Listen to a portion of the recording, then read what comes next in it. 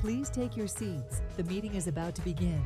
Remember to speak into the microphone, as this meeting is being recorded for public record.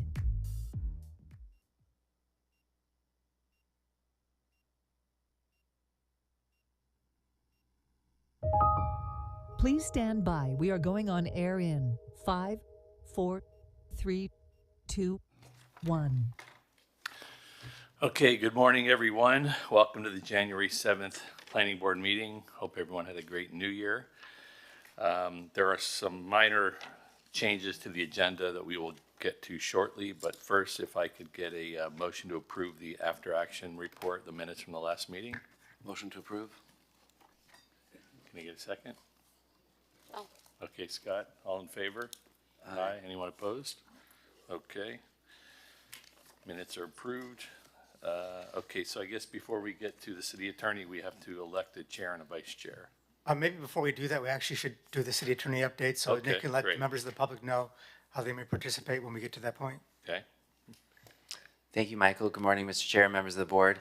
Today's meeting of the Planning Board will be held in a hybrid format with the board physically present in the commission chambers at Miami Beach City Hall and applicant, staff, and members of the public appearing either in person or virtually via Zoom.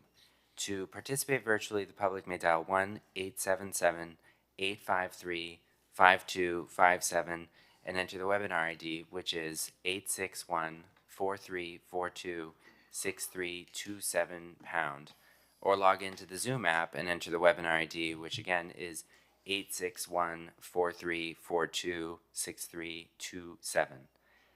Anyone wishing to speak on an item must click the raise hand icon or dial *9 if you're participating by phone. If you're appearing on behalf of a business, a corporation, or another person, you need to register as a lobbyist with the city clerk's office. If you haven't registered yet, you should register before you speak to the board. You don't have to register as a lobbyist if you're speaking only on behalf of yourself and not any other party, or if you're testifying as an expert witness, providing only scientific, technical, or other specialized information or testimony in this public meeting, or if you're appearing as a representative of a neighborhood association without any compensation or reimbursement for your appearance, to express support of or opposition to any item. Expert witnesses and representatives of neighborhood associations shall, prior to appearing, disclose in writing to the city clerk their name, address, and the principal on whose behalf they're communicating. If you're an architect, attorney, or employee representing an applicant or an objector, you must register as a lobbyist. These rules apply whether you're appearing in favor of or against an item, or encouraging or arguing against its passage, defeat, modification, or continuance. And lastly, I'd like to swear in any members of the public or staff who will be testifying today. Please raise your right hands. Do you swear or affirm that the testimony you'll give in this proceeding is the truth, the whole truth, and nothing but the truth? Thank you. Thank you very much, Nick. Okay, election of chair and vice chair. So I would suggest we take nominations to start first for chairperson. I'll nominate Brian. I'll second that. If you're okay with that, pal. Sure. Yes. Anyone else want to nominate anybody else? Okay. All in favor? Aye. All opposed? Okay, Congratulations, Brian. thank you. Vice chair? I'll nominate Melissa. Anyone want to second that? I'll second. Sorry. Okay, all in favor? Aye. Anyone opposed? Okay, thanks so much Congratulations. for the confidence. Okay, request for continuances. The first one is Planning Board File 240703 for 1250 Washington Avenue. So the first request for continuance is we can take the first two together. I'll just read the file number since they're related. This is PB 24-0703 related to 1250 West Avenue. This is the Alton Beach Bayfront Overlay District Comprehensive Plan Amendment, as well as the next item, which is PB 24-0698 for 1250 West Avenue. This is for the development regulations for the same overlay district. I believe the applicant is requesting a continuance to the February 4th meeting. Yes, that's correct. We're just refining the legislation and the plans and doing some additional diagrams that staff asked for. Yeah, I just know that some of the board members like to know the reason, so. I would like to know. So at the community meeting, we proffered a lower height of the proposed building, and we're doing updated massing studies for the proposed new floor area that would correspond to that height. Michael also pointed out some issues with our massing study, so we wanted to do a context diagram. It's taking some time to put those plans together, especially over the holidays, so we pushed it to I February. should note too that I think we had over 150 people attend via Zoom, the community meeting. So the same for the Deauville. So these projects are in the spotlight, and so I guess they're trying to make sure that everything is, taken care of. So with that, we should take any public comment on the request for continuance. Anyone in chambers speak on this? Anybody on Zoom? There's nobody on Zoom. Okay, we'll close public. Any other questions? Yes, Matt? I do have a couple questions. So I listened in on the meeting, and there was, as Michael alluded to, substantial public comment. It was overwhelmingly not positive on the project. Besides the massing studies that staff have asked for, have you considered changing any portions and the height as well in the FAR? But what about the unit sizes, the makeups? A lot of people were concerned about it just being on the upper high end of the residential market, and they're worried about basically the community and the people that live there now and people that could live there in the future. So have you thought about that at all? Yeah, I think we're giving that some thought. There's potentially an increase in the unit count, not a huge increase. Also, with the public benefit proffer, there may be some ways to address those comments. We're still working on it, so I don't want to get into great detail right now, but our community benefits package is changing to try to address some of those comments and those concerns raised at the community meeting and from the elected officials and from this board as well. So since you're making changes, a suggestion that I would make, or just an idea that I'll float, is in addition to what you looked at, a pocket park perhaps, or a parking garage, which didn't seem to have much support or perhaps need. How about a contribution to a South Beach Mobility Fund to help with funding bicycle pedestrian master plan projects that have been stalled for many years, micromobility and other sorts of things that people in the community utilize, and would be beneficial for. Thank you for that. That certainly would win my support. Okay, well, that's something new we haven't heard, so we appreciate the feedback, and I'll take that back to the team. Thank you. Any other questions? All right, someone want to move to approve the continuance? Motion to approve. Okay. Make a second. I'll second it. Okay, all in favor? Aye. Anyone opposed? Okay. So those are both items 3 and 4. The next item is Planning Board File 240719, 1350 Collins Avenue, also seeking a continuance to February. Yes, the applicant is requesting a continuance to the February meeting in order to perform additional sound testing as recommended by the city's peer reviewer. So the applicant is requesting continuance to the February 4th meeting. I believe the applicant is online via Zoom. Bob, would you like to speak on the application and the request for continuance?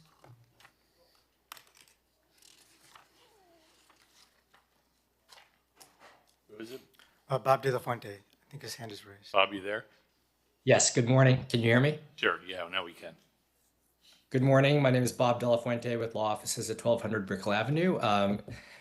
I am here on behalf of the applicant. Yes, as Michael stated, we are requesting a continuance until the February 4th meeting. When we got the staff report, we had done additional sound testing as per the peer review.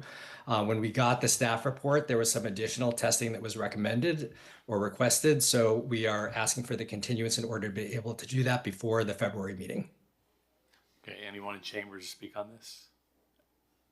On this item? Yes.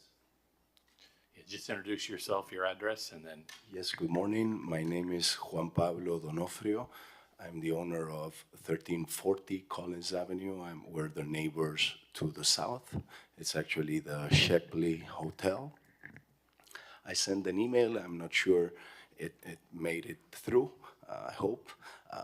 But I do want to be on record expressing how worried we are with the possibility of our neighbor being granted an open space entertaining a live permit. This is an open patio. It's a 5-foot setback. I sent pictures for you to realize how our rooms, I can touch the musicians if they're on the other side of the fence. To the north, there's also a residential building. I've been here for long. I also run the Leslie Hotel at Ocean Drive for more than 20 years. I've seen how this permits and this sound testings and what remains on paper is always different what happens on a day-by-day basis with operators that are convinced that loud music is part of the attractiveness of their venues. And I don't mean to interrupt you, but Yeah. I need to tell you this. So what's before us is moving the item to next month. So what you're saying, you need to come back Okay, because we I don't know will. what the project is at this point. Perfect. Unfortunately, you probably didn't No, know. no, You you're probably right. didn't know that they asked to move it to February, so I'm sorry you had to come here. No problem at all, so I'll try to be here next Yeah, month. because when we get to the merits of the actual project, that's when we need to hear from you. Perfect, thank Do you. you have any problem with them delaying it to No, next- no, no, no, Okay. I'm absolutely. Probably happy about it. Okay. Thank you, I appreciate Yeah, it. so please, it looks like it'll be next February 4th, but they'll send out an agenda, but I'm Yes, sorry yes, you didn't I'll know make about sure- that I'll before. make sure to be But here. thank you, and please Thank you. come back. Good morning. Okay. Anyone else? There's nobody else with their hand raised online, and I see Okay. nobody else in the audience. Any questions? Okay, someone want to move it to Motion to February? approve? Okay. Can I get a second? I'll second it. Okay, all in favor? Aye. Anyone opposed? Okay, great. All right, the next one has been withdrawn. That was the ordinance regarding Lincoln Road and the convenience stores, item 6, Planning Board File 240662. And Michael advised that they just withdrew it out of the. Yeah, the applicant just requested withdrawal yesterday, so I don't know why, but they just withdrew the application. So the board does not need to take any action on that item. Okay. All right, the next one is Planning Board File 240678 and 16034, 1100 West Avenue, Mondrian. This is just an update. The board may remember that when this was before you in November, the board said that as long as there's no additional citations, that the revocation modification hearing could be dismissed administratively. So this is just to let you guys know that there were no citations issued since that time. So we have dismissed that revocation modification hearing. Okay, so no action necessary? No action is required. Great. Correct. Okay. The discussion item that was going to be unloading, including truck size and safety, has been continued to February. So we'll move on to the revocation modification hearings, item 9, Planning Board File 160075, the Good Time Hotel. And this staff report begins on page 15 of the board packages. This was last before you substantially quite a while ago, on July 30th of this year. At that time, the planning board did modify the CUP in accordance with the recommendations of staff, including reinstation of the plainly audible standard. The board also continued the revocation modification hearing to the December meeting. However, the December meeting was canceled, so all applications on the agenda for December were moved to the January 7th meeting. As noted in our report, there have not been any complaints or citations issued since the last meeting. So we are recommending that since the board has already modified the CUP in accordance with staff and the conditions have been updated to comport with the current code requirements, we are recommending that the revocation modification hearing be concluded at this time. Okay, is the applicant or owner or representative here to speak? Or not necessary? I don't see anybody with their hand raised online. Okay, anyone here in chambers on this item? No, okay. Okay, so we just have to move to dismiss? Yeah, it? just formally, if you want to follow our recommendation and dismiss the Okay, revocation modification. hearing at Motion this time. to dismiss. okay, wait a second. Any second? No second, so that's a good one. There are no other issues, no? I mean, I'll pass the gavel in second and see what the vote is. How about that? Can I do that? The chair can second a motion. Okay. You don't have to pass the gavel. All right.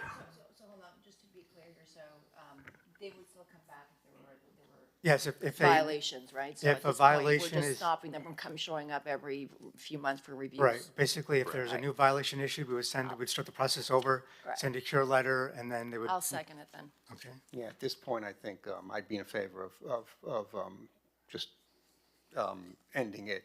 Right. But I would just hope that if issues do come up again in the future, Oh, this they'll be board back. moves a little faster in trying to rectify those. Agree. Okay, so we have a second. All in favor? Aye. Aye. Anyone opposed? Okay. It's the end of an era. Wow. Let's hope. All right, previously continued applications. Item 10, Planning Board File 230625, 1509, 1515 Washington Avenue, New Hotel. An application has been filed requesting a conditional use approval for a neighborhood impact structure for a new 7-story hotel exceeding 50,000 square feet, including a new rooftop addition onto the 1500 Collins Avenue, and a neighborhood impact establishment that includes an alcoholic beverage establishment or restaurant located on the rooftop of a building, which is located on a property that is within 200 feet of a property containing a residential unit, and a neighborhood impact establishment with an occupancy of more than 300 persons pursuant to Chapter 1, Article 2, Section 1224, Chapter 2, Article 5, Section 252, and Chapter 7, Article 5, Section 7554 of the Miami Beach Resiliency Code. So the board may remember, this last came before you almost a year ago, back on April 25th of last year, and the board had several concerns with that application. That application included different variances, it including encroachments onto Washington Avenue. The board had questions regarding review from the Historic Preservation Board. The board was concerned about the size of the hotel rooms. As noted in our report, and this was provided as a separate attachment, not part of the bound package, but it was included in the board packages, which is not included in the what was sent for copying until the last minute. So it's a separate report from your bound packages. So the initial project included a typical hotel room size of 200 square feet. The revised hotel room size in the new project is between 324 and 337 square feet. The project also includes now incorporation of the Hayden Hall and its renovation, as well as a rooftop addition onto the Hayden Hall site. As indicated in our report, no entertainment is proposed for the entire project. Only ambient background music is proposed at a volume that does not interfere with normal conversation. The applicant did submit a sound study. It was peer-reviewed. There was a concern regarding the decibel level that was being set for the ambient background music. We do have a condition in the conditions of approval to limit the audio outputs to a level that's been recommended by the city's peer reviewer. We did also pass around today the latest memo from the Transportation Department. This includes several conditions of approval. I believe the applicant is agreeing with all those conditions with some minor updates that they will be going over. We are recommending that the application be approved in accordance with the conditions enumerated in our draft final order, along with incorporation of the conditions that are referenced in the traffic transportation analysis that was passed to you this morning. With that, I'll turn it over to the applicant for their presentation.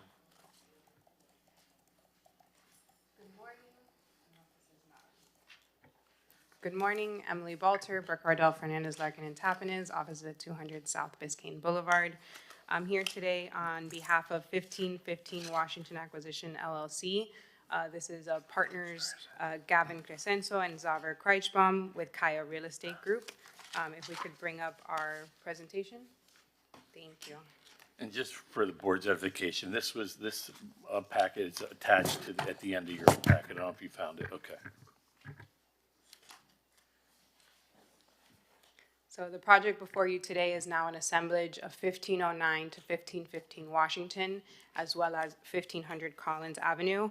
Combining this site ensures better operation, mid-block connectivity between Washington and Collins, and new uses that will invigorate the area.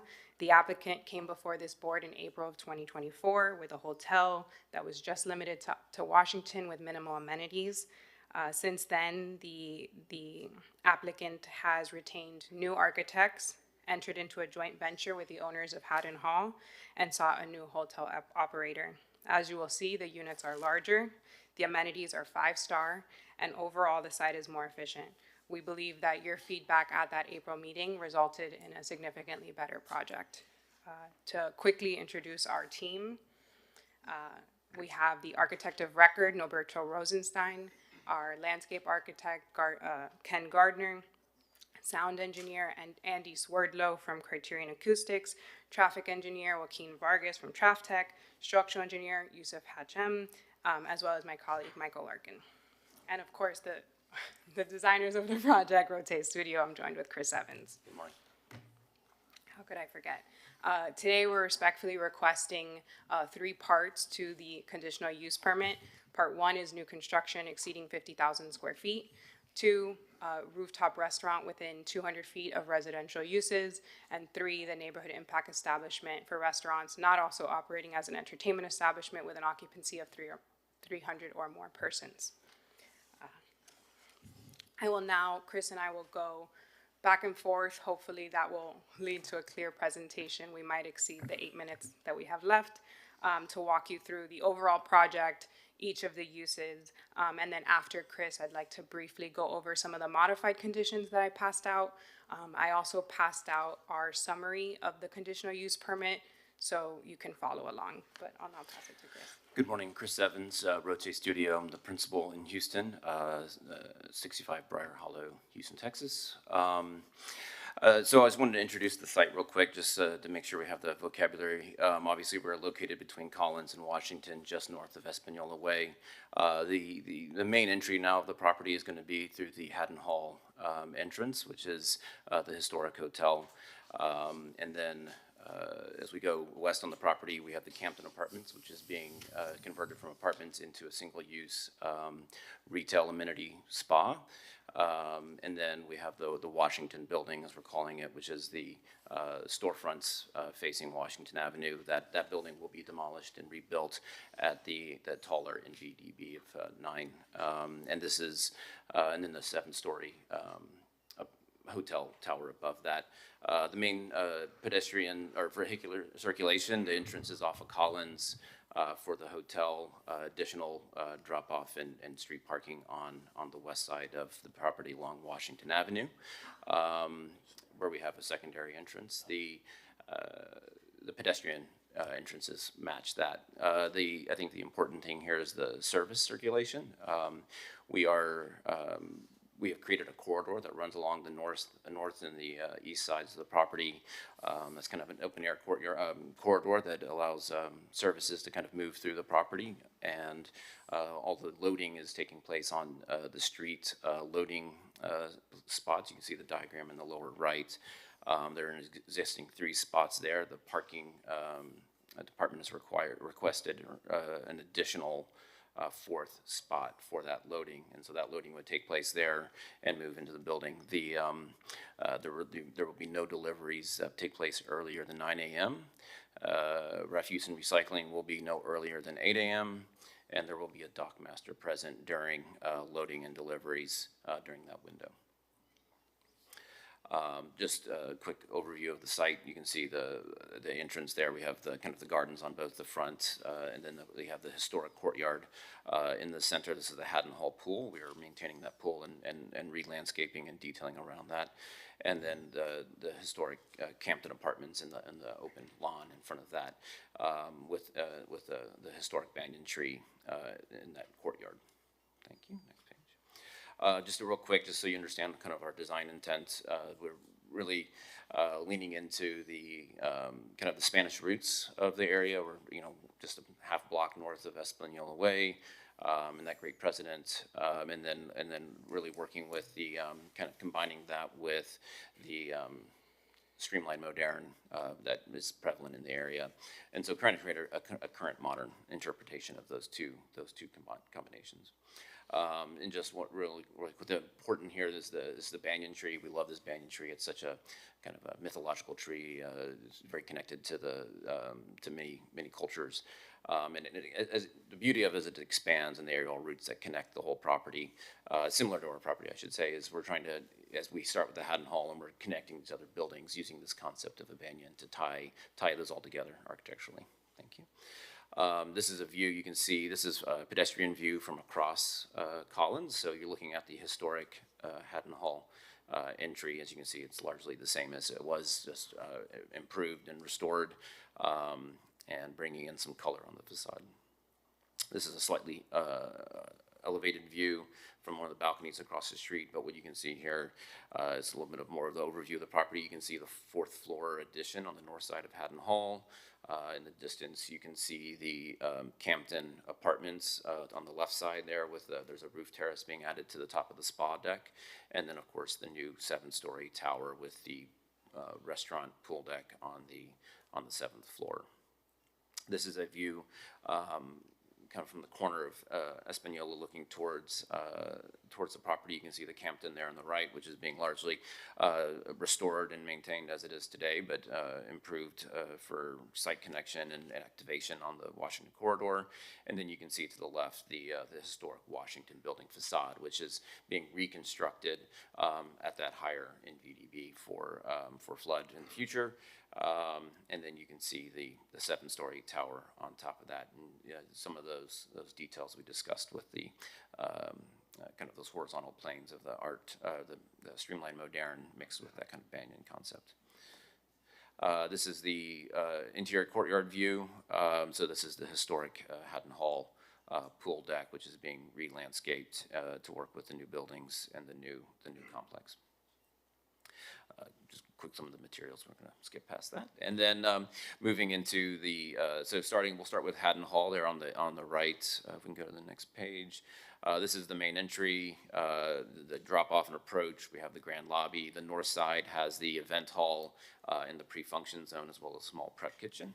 And then on the south side of the Haddon Hall, you can see the Dixon Cafe. This is a new cafe, F&B, intended to be like a health and wellness cafe. This is both public access from the street on Collins and access directly from the grand lobby, as well as our fitness zone directly behind them. This is an enlarged view of the ballroom and the adjacent pre-function lounge. Of course, the event prep in the upper left. For this event space, we are currently proposing no live entertainment. We would like to come back in the future when we have this space further built out, where we can show, where the band will be, how we're soundproofing, how doors will operate, etc. But for as of today, we're not proposing live entertainment for this space, and the hours of operation proposed are consistent with the hotel amenities. Okay. Moving into the Dixon Cafe, like I said, this is a health and wellness cafe named after Murray Dixon, the original architect of Haddon Hall. And you can see it is accessible both from the street from the Dixon Cafe terrace, the pair of double doors there, and then of course from the lobby as well. For this space, again, we're proposing no live entertainment, only ambient background music. On our application materials, we indicated that this would close at 2 p.m. However, discussing with the neighbors, they would like somewhere that they can go after work and grab a sandwich. So we're proposing 6:30 a.m. to 8 p.m. Moving into the Campton apartment. The Campton apartment, this is currently an apartment or part of the hotel, but being opened up and converted into a single-use wellness treatment spa. The main entrance coming off of Washington Avenue through the Banyan Garden and into the original historic lobby. It's not letting me click. And I see that we're about to run out of time. If we could have 10 more minutes through the chair, we'll go quickly, but you skipped the page. There we go. Go ahead. The proposed social wellness spa, again, no live entertainment, only ambient background music. We are proposing to operate from 9 a.m. to 9 p.m., which is consistent with the overall operational hours for the hotel amenities. Moving into the Washington building, this is the new building with the guest rooms, but the ground floor is our, on the lower left-hand corner, we have the Washington, the hotel entrance is a secondary entrance to help activate Washington and encourage guests to go out either side of the building. This also works as a kind of a check-in point for the restaurant on the first floor and then the restaurant on the 7th floor. We also have a small pool bar on the right or the southeast corner. And then if you go up on the northwest, we have a small Ventanita, which is a coffee shop run through the operations of the restaurant. And then we have a retail space in the northwest corner. The proposed hours of operation for what we're calling the signature restaurant, the ground floor restaurant fronting Washington, is 7 a.m. to 2 a.m., similar with the Ventanita. I don't believe we have a call out of the retail, but this retail proposed is also like a grab and go shop for the hotel guests that will have curated goods and small groceries that's consistent with the branding of the hotel. I would just add that we've recessed the facade a little bit to provide outdoor dining on the west to connect and activate the facade of the Washington building, as well as open up to the terrace on the east side. So we already went through that one. Pool bar? The pool bar, we're proposing, this is an entirely enclosed pool bar, but it does have some outdoor seating. So we're proposing 12 p.m. to 2 a.m. indoor and 12 p.m. to 12 a.m. outdoor for this. And this will be open to the public. Moving into the second level with the Haddon Hall is where our guest rooms begin. Just the overview, we're adding the current key count is on 162. We're adding 100 rooms to a 262, as well as enlarging the rooms as Emily mentioned before. This is level 3, which is all guest room in both the Haddon and the Washington building, but you can see the roof relaxation zone, which is operated and active for the treatment spa. Moving up to the fourth floor, you can see on the Haddon Hall in the north wing is the new level being added. That includes a presidential suite with a livable presidential terrace off of the front, facing down towards Collins in the beachfront. And then, of course, this is where our on the Washington building, the stack gets consistent. These are kind of our typical rooms that are on the over 300 square foot count. Level 5, largely the same, but you'll see in the lower corner we have added, there's another secondary presidential here with another terrace facing Collins and views towards the beachfront.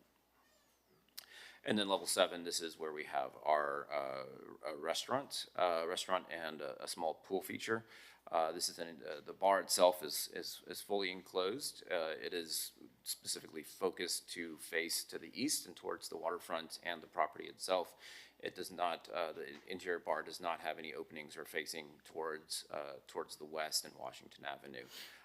We obviously have the terrace out here. We're capitalizing views towards the waterfront. You can see here an enlarged plan of that pool deck. For the rooftop restaurant, we are proposing to have breakfast up here limited to hotel guests. So the hours of operation for weeknights, Sunday through Wednesday, just for hotel guests, 7 a.m. to 12 a.m., and Thursday through Friday, 7 a.m. to 2 a.m., and then open to the public starting at 12 p.m. and then closing at the same time. So lunch and dinner will be open to the public, and no entertainment is proposed, only ambient background music. And just settling on the view here, looking at the west facade. So to briefly conclude, we'd like to slightly modify the proposed hours of operation. These came about through conversations with neighbors and conversations with staff. I circulated what our proposed changes are. We understand in the draft order that they separated it between amenities open to the public and amenities open to hotel guests. We'd like to stay consistent with that separation. We clarified ground floor cafe fronting Collins, which wasn't previously included, and in order to show the 8 p.m., we also included the pool bar and terrace and the respective hours of operation for that venue, and then clarified when the rooftop lounge is open to hotel guests. This is condition 4C. This we've also amended 5H to be consistent. 5H provided public access use of the rooftop lounge should be limited for the public, and we included those hours, public access.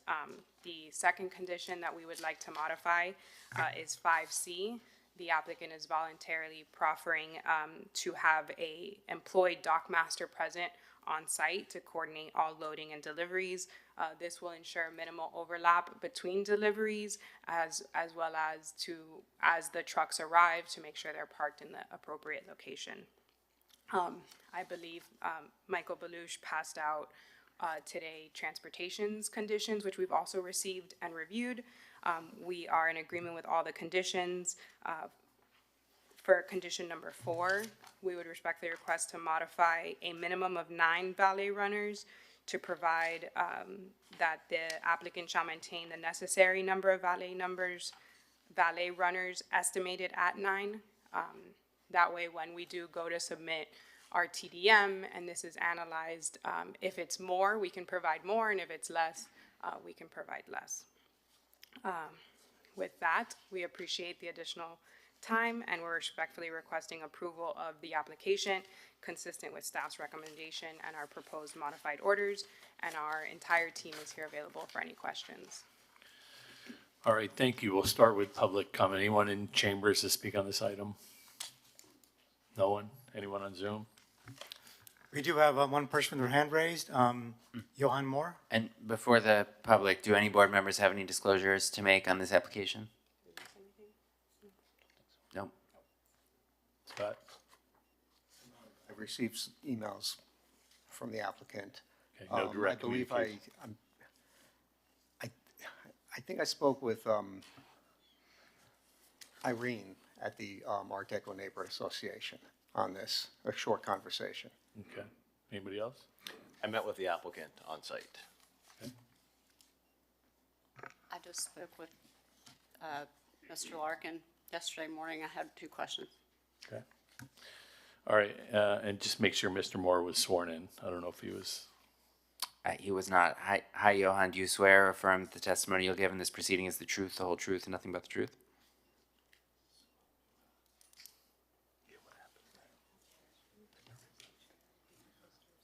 Mr. There Moore? we go. Yes, I do. Oh, there you go. Okay. Thank you, Johan. You have 3 minutes.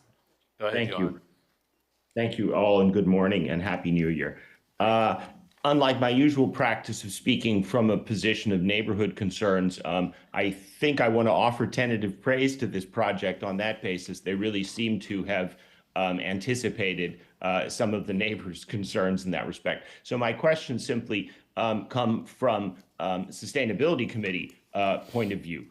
What green features does this property include? Does this development propose to include, or can still be included? I'm thinking gray water recycling for watering plants. I'm thinking solar panels on the roof. And I, in particular, want to encourage greening of the setbacks, not just the decorous vines draping over the edge, which are oh so enticing, but which specifically inspire me to urge the developer to include larger plants in order to shade the facade, in order possibly on those terraces, on those setbacks, to absorb some of the rainwater runoff before it gets to ground level, and maybe even that, given that it is such a large complex, that it consider using cutting edge pollution and or temperature reducing paint. So I just wanted to put that before the developers and the board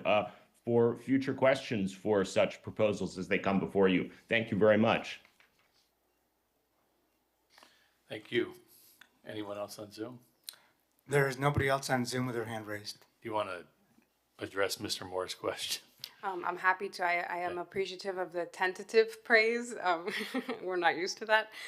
But we are understanding of the resiliency and requirements related to that being a project on a barrier island. We agree to staff's condition 511, which provides that the development shall comply with the green building requirements provided in section 7.1.3.2 of the resiliency code. So it's built into our order. All right, no one else on Zoom, correct? Oh, that's correct. Okay, questions, Scott? Let's start. Yeah, a few questions and comments, and I know when you were here before, I mean, my concerns were the traffic on Washington and also noise. Those are my 2 biggest concerns. So I want to have a few questions, and maybe you can alleviate some of those concerns. I know the main entrance is on Collins Avenue, but obviously there's an entrance on Washington Avenue, and it's not the main entrance, but there will be people coming and going. Are you planning on any kind of valet on Washington Avenue for that entrance? In other words, I assume the main entrance is on Collins, so that's where most of your guests would be dropped off. But what about Washington Avenue? Through the chair, would you like me to respond to each question as they come? Okay. So right now with the proposed study, we are proposing the valet stand to be within the property from the Collins driveway. That way we can have some queuing within the property. If at the time of building permit, when we do our TDM, if there's a need for valet on Washington, we will coordinate with the parking department for an on-street valet space with limited hours. But the goal is to move most of that to Collins. Okay, because that was one of my big concerns, because there's another hotel just across the street, and Right. if you drive down Washington, at least every time I do, you need to change. I make a right turn, but I need to get in the left lane to go around the cars that are stopped there. Most of it's the valet. I mean, sometimes people are just dropping off other people there. I understand you may need it, but I would like to not have a valet on Washington Avenue. I don't know if this board if we can put anything in the order along those lines, but that's a concern of mine, and I think that would go a long way toward mitigating that concern. What are the number of cars that you guys can accommodate within the circular driveway of Washington, or Collins, you said, right? Our traffic engineer, Joaquin Vargas, is here. Based on our study, we estimate three, a queuing Maximum of cars. 3, right, without any encroachment into the right-of-way. And we are, if that's the direction you'd like to see, we're willing to work with the Washington Avenue bid to coordinate a centralized valet if needed. And we can also agree to have no valet on Washington. I like Michael. Okay. A couple other concerns. Another one I had was noise, obviously, and I know there's no entertainment, but you are going to have outdoor speakers. So there's no outdoor speakers for music purposes proposed on the current plans. Proposed where? On the plans, like On the we're plans, not anyway. showing outdoor speakers. Okay, but there's ambient music. Correct, but it won't be a speaker. It'll be an internal system. Oh. There's no outdoor speakers on the plans. Okay. Right now, the courtyard on Washington Avenue for the Campton Apartments, every once in a while, there's some kind of event there and the music's rather loud. What are you intending to do in that space? So that is associated with the hotel's social wellness spa. They're hoping to keep that as a place where you can sit and wait for your treatment, where you can take your cup of coffee or your cup of tea while you're waiting for your treatment or your appointment time. It's a relaxation area, an entrance as you enter, almost to transform as you go from the busy Washington Avenue into the calm spa area. So there's no activation. There is seating, but it's not activated. That's fine. Yeah, my concern is speakers, loud music. At night, it turns into a little Right. outdoor venue. Right. It's the opposite. It's Okay. tranquility. It's By the way, that sounds like a great commercial. You can leave the busyness of Washington to the calmness of the spa. I like that. And again, all these things, I mean, I'm going to ask that we somehow, however it's worded, be in the final order. What about special events? Are you anticipating holding any special events? There's already a condition in the order that says no special events. With the ballroom space, that's exempt from the special event permit requirements. That's the only location where there will be. Well, again, my concern is mainly outside. Inside, I mean, if it can't be heard outside, I'm fine Go with it. crazy. No. No, and like you said, there's no entertainment anywhere on the property, no entertainment permit. Okay, so I mean, I'm okay with the project provided we can incorporate these concerns into the final order. No Which is valet no on- valet on Washington, which is more like a limit on the no outdoor speakers, limiting the courtyard Campton to, as you described it, with no, I guess we can figure, no activation. no activation, that's fine. Again, my concern is noise, because right now, at times that can get pretty loud at night. And then, well, it's in there already, but no special events. Okay. Scott, I'm confused. What are the conditions? I got the no valet on Washington. No activation of the Campton Apartments courtyard.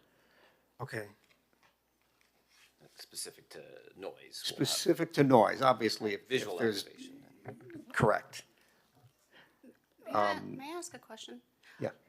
Are these spaces open to the public? The speakers are inside, correct? Correct. Can you hear them from outside?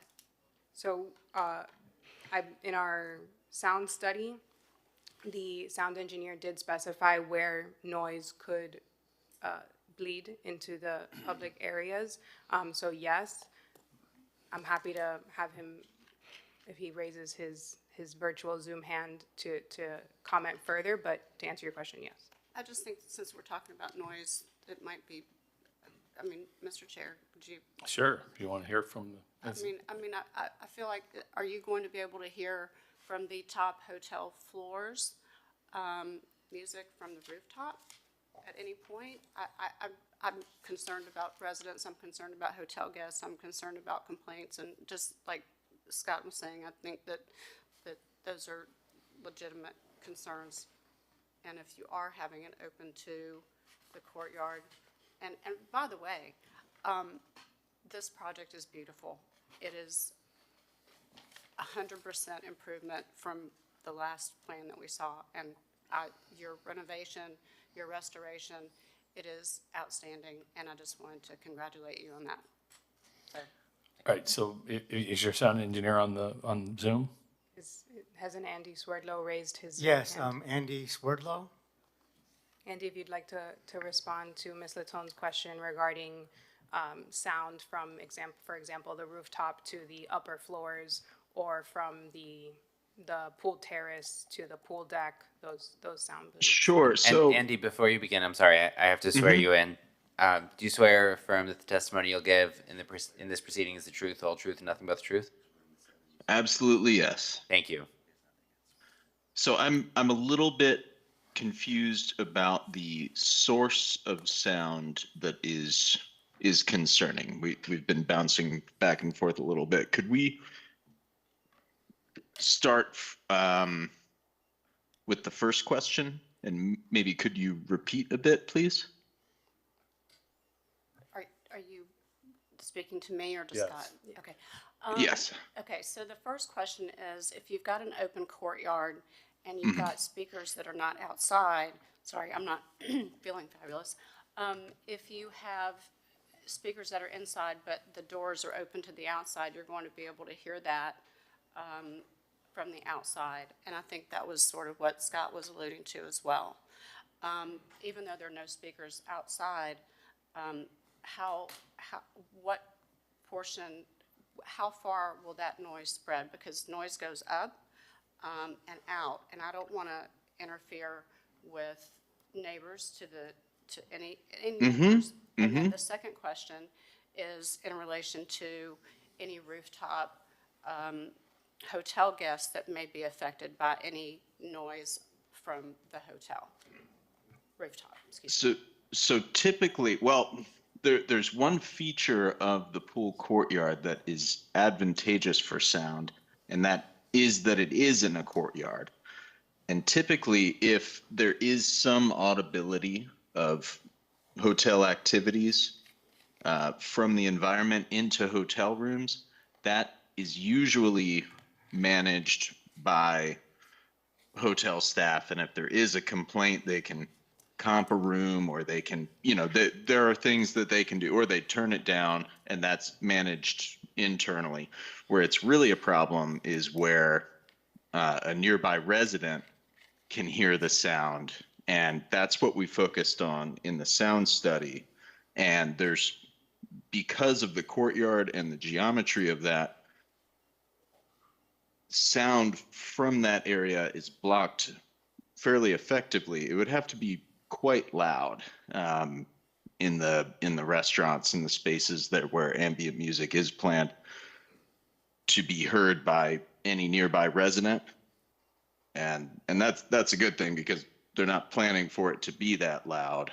And you know, for what they're doing, it wouldn't make any sense anyway. So that's a good thing. If there is a concern about internal hotel activities bothering other guests, we'll have to study that in the future. That was not part of the scope of what we were doing here. But neighbors, I'm not too concerned. And I think we showed that in the sound study. On page 9, it shows an environmental impact of sound in the courtyard. And that includes guests speaking and noise from people activities in the courtyard. Does that answer your question? I may have been rambling a bit. Scott? Yeah. Yes, and again, my concern was just noise permeating the neighborhood, coming out of the hotel. And like with all these projects that we see and all the sound studies, if they follow the sound studies and do exactly what they say and set up the speakers that way and keep whatever limit on the sound, yeah, the neighborhood's going to be fine. The problem comes in down the line when maybe the restaurant's not doing as well or the hotel's not doing as well and they turn the dial up a little bit.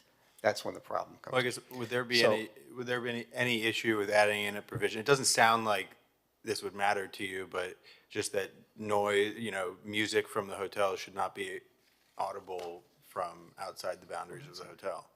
I think you've got 100 feet in there. Am I wrong?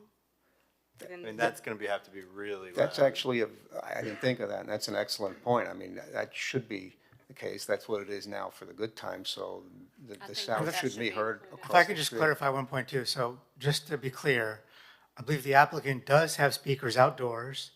They do have speakers on the rooftop. However, even indoors, there's no entertainment level music proposed, correct? So even indoors, the music will be played at background levels and outdoors at background levels during the hours that they proposed. I think if the board wants to limit music outdoors, then that should be specified further where, for example, if they want to allow the rooftop to be open on the weekends till a certain time, that the music stop, earlier than that, if that's a concern. But I'm confused. I thought you said there were no outdoor speakers for music. That was my understanding. If the plans show otherwise, we can look at that over again. Sorry, if that's the case, I wasn't aware, if that's the case, then I think that addresses I agree. all the issues, because if there's no entertainment indoors, it's only ambient background music, then even with the doors open, that should not be something that Correct. spills over I into the agree. right of way. I think the 100 feet should be standard for what we had with the Good Time Hotel, just to head off at the pass and limit. I'm not a fan of 2 a.m. Look, I want everybody to be successful. I love this project. Can you limit the hours? And I Well, think that's something. Elizabeth, but let me ask you something. What, Yeah. if there's no concern about noise, why? What's the issue there? Well, then why are we having 2 a.m. rooftop? I think if you guys can bring up the plan, I think one of the reasons why we're less concerned with that 2 a.m. rooftop on the weekends is that the rooftop area is internal to the site. Right. You have it buffered by the courtyard to the east, you have it buffered by the It's the contained? rooftop. It's contained, so Okay.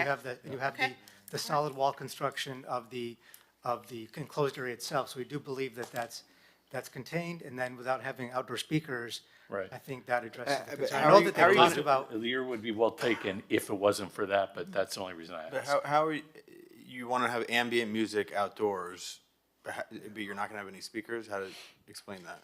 So we did not propose speakers on the plan. We anticipate that if there's music playing, you can hear it. That's why we said the possibility of ambient outdoor music, but we did not propose like we're gonna put a speaker here, a So speaker. are you like saying, that's- Emily, that the music from the inside will be carrying to the outside is the way you're getting on music on the If it outside? can, correct. You did say at one point that you thought that you might anticipate coming back for some live entertainment. Correct, of only the ballroom space. So Oh. on the interior of Haddon Hall, we are proposing a ballroom space. I'm trying to click to it. However, we did not propose a build-out of the space, so we don't know where the stage is gonna be. We don't know how sound will be captured by the doors. We don't have a speaker plan, so we did not wanna come to this board saying live entertainment when we didn't have it mapped out. You'd have That to would come be back the for only that. live entertainment. So if you have, for example, a reception, you'd like a violin, something like that, it's not. Okay. So A just DJ basically on what we're space. seeing and what we're hearing is the only people that would be affected by any noise at this point would be the guest at the hotel based on the way you guys have laid out the plan, right? Is that pretty That's much That's what it sounds like, yes. All right, Well, which- but- That's, which would be- that's provided that we agree on that there's no outdoor speakers approved as part of this review. Right. So So if they even want- if they- conversation levels within the restaurants being open until 2 a.m. Forget about the music, but if you have loud people that are outside on the Outside. terrace and they're talking really loud, the only people that will be hearing that is likely to be the guest in the hotel, correct? Is that what we're Yeah, understanding? They'll you have do that. have- You do have that buffer, you have the buffer all the way around the rooftop. Right. And they'll be comping a lot of rooms if that happens. I just wanted a little more order to this. So, Scott, were you finished? I think, Michael, we were going over what I'd like to see in the final order. Okay. You want to continue with that? We mentioned Novell and Washington, we mentioned no activation of the courtyard where the Campton apartments are now, courtyard that fronts Washington Avenue. So to clarify, that'd be like no venues. They could have sort of outdoor seating for hotel correct. guests, but nothing, no activation in terms of restaurant space or space that would count as, a part of a venue. Correct. Okay. We know that it's already in there, but no special events, and there's no entertainment proposed. I would like to see it, if they're okay with it, something that says no outdoor speakers. I know that was kind of unclear, but if. But is it that's no the outdoor direct- speakers or no outdoor speakers with music? I want to make sure I understand. I mean, Because I They will have outdoor think they speakers have for life outdoor speakers, safety. but they're committing not to put music in. But I'll let you speak. Let's see. correct. So there will be for life safety purposes, if speakers are Correct. needed, That's- fire alarm requirements, but we're not proposing on the plan, we did not show speaker locations. That's not part of this proposal today. Well, I guess the question is in the future, if you did want to, because you're getting approval for ambient music outdoors, in the future, if you did want to play ambient music outdoors, you would need to install speakers, right? And so would you then need to come back to us? to Yes. get Yes, you'd have to approval? modify the CUP. Yeah. And then the last one is a condition that says the noise from the hotel or music, whatever it is, can't be plainly audible on the west side of Washington Avenue. And that shouldn't be a problem since there's no entertainment level music proposed outdoors, so. Right. But you can put that in as a We could put condition. that in. Can I ask, what's the point of us approving ambient music now if they're not able to have ambient music unless they come back to us with the proposal for No, speakers? no, they can have ambient music, but But they don't have speakers out there. But it's carrying from the inside, if they keep the inside. Not Inside. the Carry inside. from, because it's carrying from the inside? Right. Is that true, by the way? Just I mean, inside ambient. Because I'm for just- this beautiful hotel, you're not including speakers for the pool? So we didn't want to include, we didn't want to muddy this project. We think it is beautiful architecturally. The priority was restoration of Haddon Hall. The priority was the landscaping and the flow of the site and making it work as a new Right. It's assemblage. called good It time was not PTSD. entertainment. So we did not want to come before you saying we're gonna plop speakers here, here, here, when that's not what we're proposing. The sound study included both noise and speaking into their analysis, and we're in agreement with the peer reviewers' reduction of our DBA from the 70s to the 60s. But we also want the opportunity that if we open the pool terrace, open it, and there's music playing, you could hear it on the pool terrace if you're in the pool bar and vice versa. So that's why it's important to have at least some that if you're standing in the courtyard, you can hear the music when you're within the site. It's part of the overall aesthetic and vibe of this tranquil restoration. Keyword tranquil. Yes, tranquil. Finished, Scott? Okay, good points. Matthew? Okay, first, thank you for taking me on a tour of the site. I know one of the major concerns that I had was the sidewalk condition along Washington Avenue. And so, in fact, I would ask, could you go over that? I know that you showed a plan and a rendering, but could you talk about what the previous condition was proposed, what it is now, and what the width would be along the sidewalk? I know last time it was 5 feet of clear space, and that was a concern of myself and some of my colleagues as well. It looks like it's substantially improved.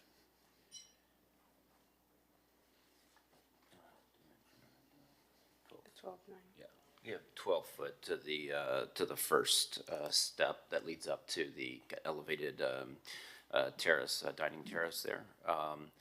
So we are, giving ample space there for circulation.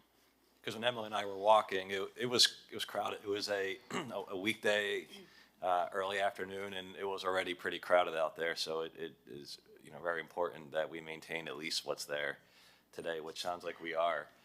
So thank you for that. And also, I think it's a greatly improved going from the micro units of roughly 200 square feet to 330 square feet. And those are more normal sized units. I think that was one of the huge concerns that almost everyone up here had. And one of the reasons why we weren't ready to approve it back then. So thank you for changing that. To Jonathan's point, I'm confused. I'm reading the draft order here, and I'm confused about the speakers and the ambient outside music. The way that I read it right now is that if we were to approve this draft order, outdoor music at an ambient level is permitted, whether or not there's speakers on there. So, I'm looking at letter D and E. And F, D talks about entertainment is prohibited in all indoor outdoor areas except that recorded background music played at a level that does not interfere with normal conversation shall be permitted. And then it talks, That's correct. That's, we drafted the order with the understanding that there were going to be outdoor speakers. But if the board is now saying they don't want outdoor speakers, then of course we'll modify those conditions accordingly and not allow outdoor speakers except for, life safety purposes. okay, so I think that's why Jonathan also was a little bit unclear, because the way in which it's written right now, it would be Right, permitted. that's what our understanding was, that they would have outdoor music at an ambient background level, but they're saying that they're okay right now with not having that, because I think they want to come back to the board with some modification to include maybe some live entertainment in certain areas. So I believe that they're asking for approval now with no outdoor speakers, and they'll come back to the board with a modified speaker plan and proposal for where that may occur on the property. Okay, because I will Is say that correct? You Correct. agree with that? Okay. So can we include an amendment to the order that says, other than life safety speakers, no outdoor speakers shall be permitted unless the applicant returns to the board for approval? Sure, yes. So in terms of the pool deck area on the ground, I actually don't have any issue with outdoor, ambient level, low level music there. I know that some of my colleagues do, so I think we're gonna stick with the no outdoor music. But I am slightly concerned about the rooftop activation. 150 seats, outdoor terrace on the 7th level, out to 2 a.m. I'm slightly concerned that could lead to, whether there's music or not, just the volume of potentially 150 people out there, that could lead to, noise traveling to some of the area residents. So I just want to put that out there for my colleagues, if anyone else has any concerns about that.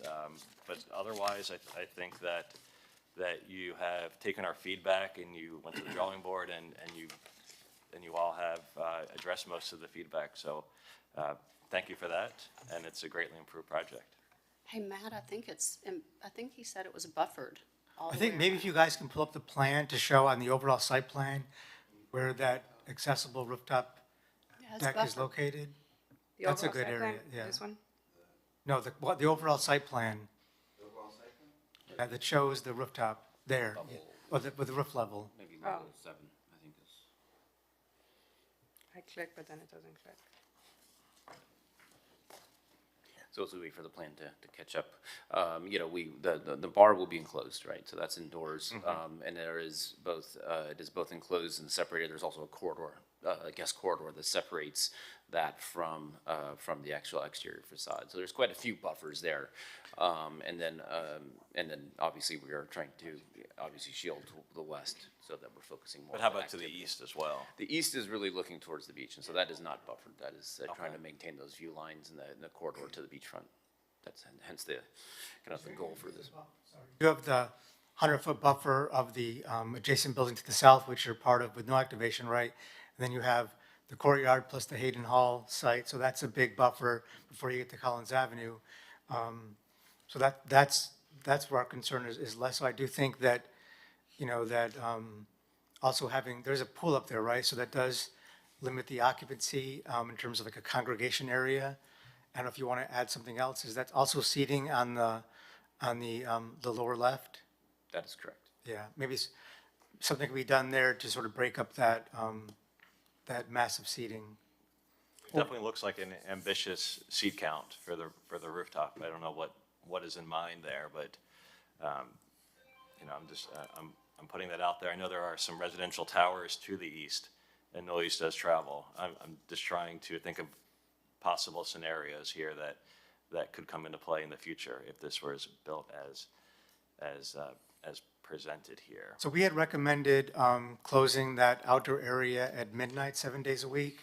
The applicant's requesting to close it at midnight, Sunday through Wednesday, I believe, and then have it open till 2 a.m. Thursday through Saturday nights. So this might be something that's reviewed during the progress report. If, you know, obviously we all, the 7 of us have to go through each of the requested changes and see if we, you know, if we agree with or not. The rooftop one, you know, I think probably need to discuss a little further about that 2 a.m. versus midnight. Other than that, and, you know, I think I definitely like the restoration of the historic hotel. The rooftop addition is not in our purview, correct? Michael? Well, the whole project is Yeah. before you, so you can comment on it, but it's more so in terms of the appropriateness of it is going to be reviewed by the Historic Preservation Board. Okay. So we'll leave that to that. Question for you though, Michael, can we put any condition about or is it about the minimum sidewalk width on Washington, or is that because it's presented in the plans as the? Well, they're not asking for, I think previously they were asking for a variance from the Historic Preservation Board. I believe that's been withdrawn. Okay. So the plans they're presenting for you, it's clear in the report that they're not encroaching into the right-of-way. So if they were to come back, we would just look at this and say, no, this is not what was presented. You would have to go back to the planning board. They So would I have don't to come think- back to the planning Yeah, board I if don't, they were to I don't think change. that, especially since it's been made as an issue. So we're not going to approve a building permit plan that shows now encroachment into the right-of-way. Okay. Well then, thank you. That's it for All me. right, John, anything else? Yeah, so on Espanola Way, there's gonna be, on the side, when you're walking by the sidewalk, it'll be raised up, and that's where the spa entrance is. Correct. It's not exactly in front of where Espanola Way, the pedestrian part ends. It's a little bit to the south of it. No, but I mean, that's the street, I mean. Espanola Way is to the south of the property. There's. We don't actually border Espanola. Yeah, no. He's just saying that that's the closest street, that's what he's meaning, just. Right, right, and I guess, I'm just saying on the side of where the spa entrance is, or was it the spa entrance or Washington that's raised up and had like vines draping on the sides? The spa entrance is the Campton Apartments, which is closest to Espanola. Washington is slightly. Right, and I guess my concern though is that if you don't have those as pictured, the way you have it in the picture, there's vines draping on the side. If you don't have those vines draping on the side, you're gonna have pedestrians just staring into a wall, and it's not really a pleasant pedestrian experience. And so I would want to include some requirement that you have, because we want to maintain the lively nature of those streets and pedestrian-friendly nature of it. I don't want people just staring at a blank wall and there will be graffiti and whatever. So is there any way to ensure that you will have some sort of foliage or landscape greenery there? And then also making sure that the, windows are not, closed off with curtains or anything like that.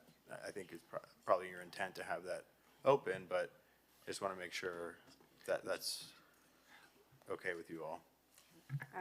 We're happy to agree to maintain plantings on the portions of the Washington facade that don't have steps. Right. Okay, perfect. I would also just add, we have specifically lowered that wall. It's not solid all the way to the guardrail height, so we have lowered it enough to provide some leg privacy zone, but then opened it up so that we have visibility into the restaurant, into the dining area, instead of being a full height guardrail height. Okay. And can we put something in it about, what makes a big difference I think for all of us is the room size, the hotel room size. Well, that was an issue before. And so there's nothing in the order requiring that? Is there anything? The board can put a condition in stating that the room sizes shall not substantially deviate or be lower than what's been presented. Okay, that'd be good. Let's do that. And then, I guess one thing I had concern about the valet on Washington and not having it. So here, just to play devil's advocate here, what if, they can only have 3 cars in this circle on Collins side at a time.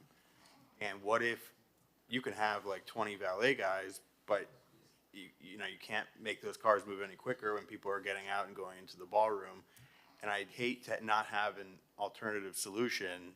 They'll come back to us and say, look, we wanted a valet on Washington Avenue, but you didn't want us to have it. So I guess I'm slightly concerned about prohibiting it off the bat, because then that's not even an option. If they want to have, if there's a luncheon happening where the restaurant is rented out and they're having a luncheon and all the people are arriving at the same time, and there's also something on the other side in the ballroom, there's no alternative, I guess we're limiting, I feel like we're limiting them more, which may cause even more congestion. I'm with you on that, Jonathan. I think we shouldn't limit it at this point. I think we need to let it, if we get any concerns or complaints about it backing up on Washington, if it gets misused, but I think it might be important that we give them some flexibility at this point.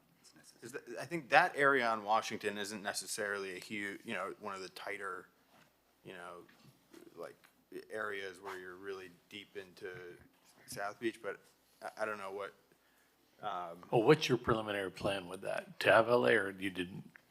To keep it open, to keep the option, we're willing to keep it to Collins for now, and when we study the operation of the ballroom further, come back with a proposal if we need to add valet on Washington at that time. All right, so why don't we not prohibit it? Right. But right now, we're going to approve it without valet, and then if you need it, you'll come back. That's fine. There's going to be a progress report anyways. All right. Okay, good. Right, and then just so the board members know, since we modified the code a few months ago, they'll be coming back before you on an annual basis with a progress report. So this will be like on the radar every year. I just have one further question, and this was the question that I had brought up yesterday. I'd like to encourage you to make the retail space usable. We see so many empty retail spaces across Washington, across the entire beach, and they're either too deep, or they're too narrow, or they're too wide. I would like to please reiterate that the depths of the retail space at least be 70 feet by 20 feet, so that it is usable. I don't want to see any more vacancy, and I know that hotel operators and condo developers are not retail space people, but this is important so that we don't, so that we do have those activations on main streets. So if that's, I'd like to, can we do something like that? Well, I would caution to see if they could actually achieve it, because there's also a need for a lot of back of house areas. Maybe you can bring up the plan to show what you have in that location and see if it can be modified. Isn't it restaurant space anyway, not retail that's proposed? No, there's some retail space. There's a small retail area at the Right. northwest corner. Can you highlight that, Well, please? just out of curiosity, what is the client foreseeing renting it at? Like, what kind of retail are they? So the applicant is proposing to have the hotel operator operate the retail space as well in order to make sure it's consistent with the branding of the hotel and that it's an amenity for the hotel guests. It's not a third-party lease, so that they can maintain and if they need. You mean like a hotel shop or something? Correct. Right. So I do understand your concerns, Elizabeth. I think that there's a couple of things that come into play why there's a lot of retail space that are not being used on Washington. And I think, like, you know, being the type of project they have, if I look at Good Time Hotels, who has a couple of retail stores in there, but I'm just for comparison, you know, they have some, you know, their niche little boutiques in there. So I'm not sure we want to limit. I don't want to limit anything. I want to make it usable. Right, but That's all since I they're want. running it, they're probably going to accommodate the space into. We do have all of the Good Time Hotel, when you walk by, it is completely just papered off. And I just want to encourage as much utilization and this is a new project. And I love the renovation and the historic preservation. I love it. I just want to make sure that it's, that it's, because these are older spaces. And No, it's- we understand, Elizabeth, and with your background in retail consulting, we totally get it, and you are the expert on that here. And I commiserated with you yesterday about walking through the Anchor Garage on 16th Street because the spaces are so shallow, it's kind of embarrassing. It's hard to lease them out. But the client's intent here is not to lease out to a third party. And the client will control this space and, you know, be able to make it work. What Michael Belush correctly pointed out too is that we're at a back of house crunch as well. We need every square foot of our back of house space that's immediately to the east of this retail space. If we were leasing it out to a third party, of course, you're always right on that. It should be deeper, but we're not. You are going to be able to do something like a little sundry shop Yeah. for the hotel and, okay, Grab and wonderful. go, something like Okay. that. Another thing too is, which is a benefit, we don't have like a driveway entrance and access to a parking garage, which you typically would find. So we do think that having this Washington Avenue completely with this expansive restaurant and more activation all along the entirety, we do think that, you know, having a smaller space here is not such a detriment. That's just always my All right. little thing. Yashil? So is that, do you still want to make, are you making a motion, Elizabeth, to approve the application? I would make a motion to. Well, we're not finished. Well, Okay. So you know what? If we've got a motion, I'll All right, let fine, Justin I'm go. ready, but I Okay. want to make sure everyone was heard. I'll make a motion to approve. Okay, I'll second it. all right. So does that include if I can read With through? Scott's, So let me, yes, so that's going to be no valet on Washington Avenue. No, I think we took that off, right? The no Well, I valet. think they're going to keep that condition now, and then they'll come back to amend it, except as may be approved by the board with an amendment. Is that correct? Or do you want to take it, you want to I leave think it I was under the open? impression we're not modifying that. We're leaving that out. Okay, so we'll leave out the no valet on Washington. We're still going to leave in no activation of the Kimpton Apartments courtyard, no outdoor speakers except for life safety purposes. The room sizes should not be substantially smaller than what's shown on the plans. And you will still want to include the condition saying that, that music should not be plainly audible 100 feet from the western property line. So one of the things, one of the danger, I think, with that condition sort of implies that you can have louder music as long as it's not audible, you know, outside from the property. So I think at this time, it's probably not best to include that condition.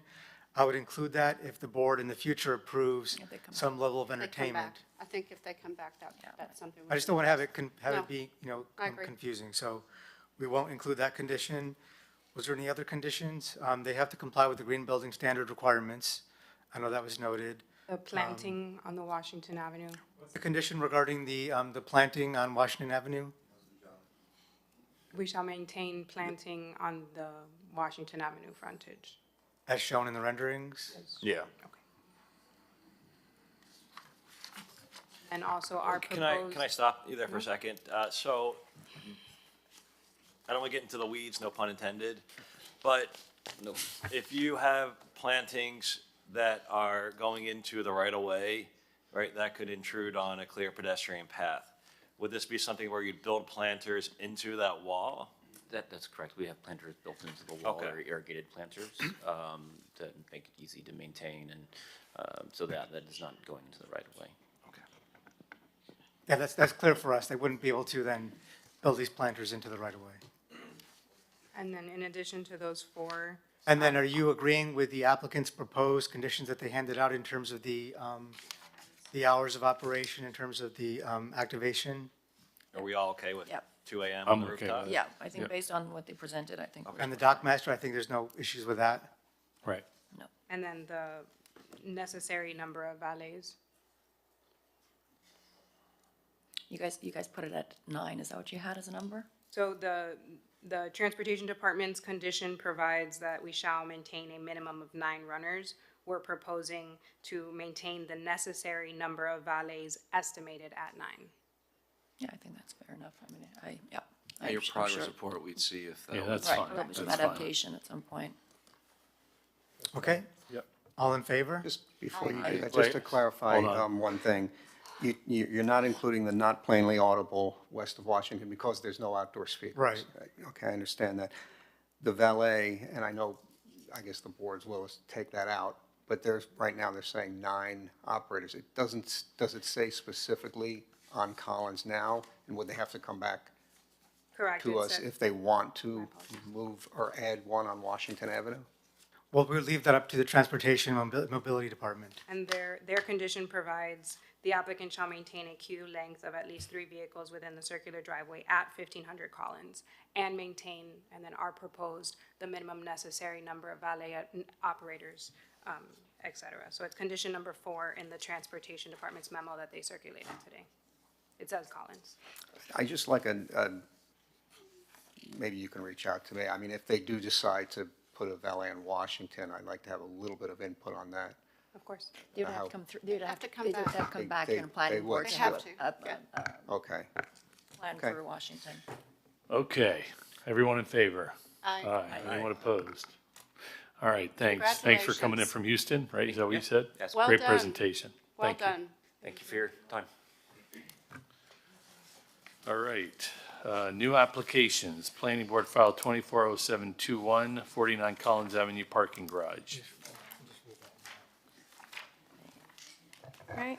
An application has been filed requesting modifications to a previously conditional use Page permit for a 51. main Page use 51, parking sorry. garage with accessory commercial uses. Specifically, the applicant is requesting to change the owner operator pursuant to Chapter 2, Article 5 of the Miami Beach Resiliency Code. So this application goes back to June 28th of 2011. This application itself is just to change the owner-operator. We have updated our condition in accordance with what we've done for other properties. So in the future, they can just submit an affidavit versus having to make an application back to the planning board. So it's a relatively minor application. We are recommending approval. And the applicant's here if you have any questions or to provide any comments. Good morning, Chair. Good morning, Board. Jacob Nunez with Nunez and Fleischer, PA, on behalf of the applicant, 49 Collins Avenue Realty LLC, and the new operator in this scenario, Unity Parking LLC. To Michael's point, not to reiterate, this is a technicality so that this existing CUP can come into compliance with the new language that's been issued for previously approved conditional use permits. So I believe the garage was sold, is that what happened? Say what? It was sold? If you can expand upon that, I don't know. Right, this is for a parking garage for valet operations at 49. No, I understand, Collins it's Avenue. just change of It's just a operator? Change of operator, change of ownership. In 2019, South Point Heights sold the property to 49 Collins Okay, Avenue. that's all I need to know, okay. Right. Is it the entire structure? It's Or the entire structure. Including It's a the accessory use on the ground level? Right. It's a restaurant at the ground level and then 5-story parking garage. Okay, so I communicated with Jacob, and I had a couple questions about, and I'll just reiterate them here. I know you answered them to me. There's a pretty busy restaurant at the ground level. It's pretty popular. I What's it wanted called? It's called Carbone. Oh, okay. I didn't realize that was. Yeah, okay. Never heard of that restaurant. I didn't know that was the address. Okay. And so I just wanted to confirm, because there's been other projects where they're in a parking garage or have a parking garage and the valet and all the required parking is not on site. So they're running around, throughout the city with cars left and right. You've confirmed that the valet for Carbone is stored at 49 Collins Avenue. Right. Currently, as of today, of course not. It's contingent on this approval. The owner has not been operating since 2022, as previous CUs and BTRs were accepted prior to, obviously, this hearing. So long as there was a letter of authorization provided from the previous valet operator, the intent is to park the Carbone cars there, alleviate the vehicular traffic on Collins in that area. Okay, so today they're not parked on Today, site? No. Okay. But they will be once this is. Okay, so what did this question's for Michael and for Nick, what does the conditional use permit state right now with regards to required parking? Let me take a look through and see if it says something about,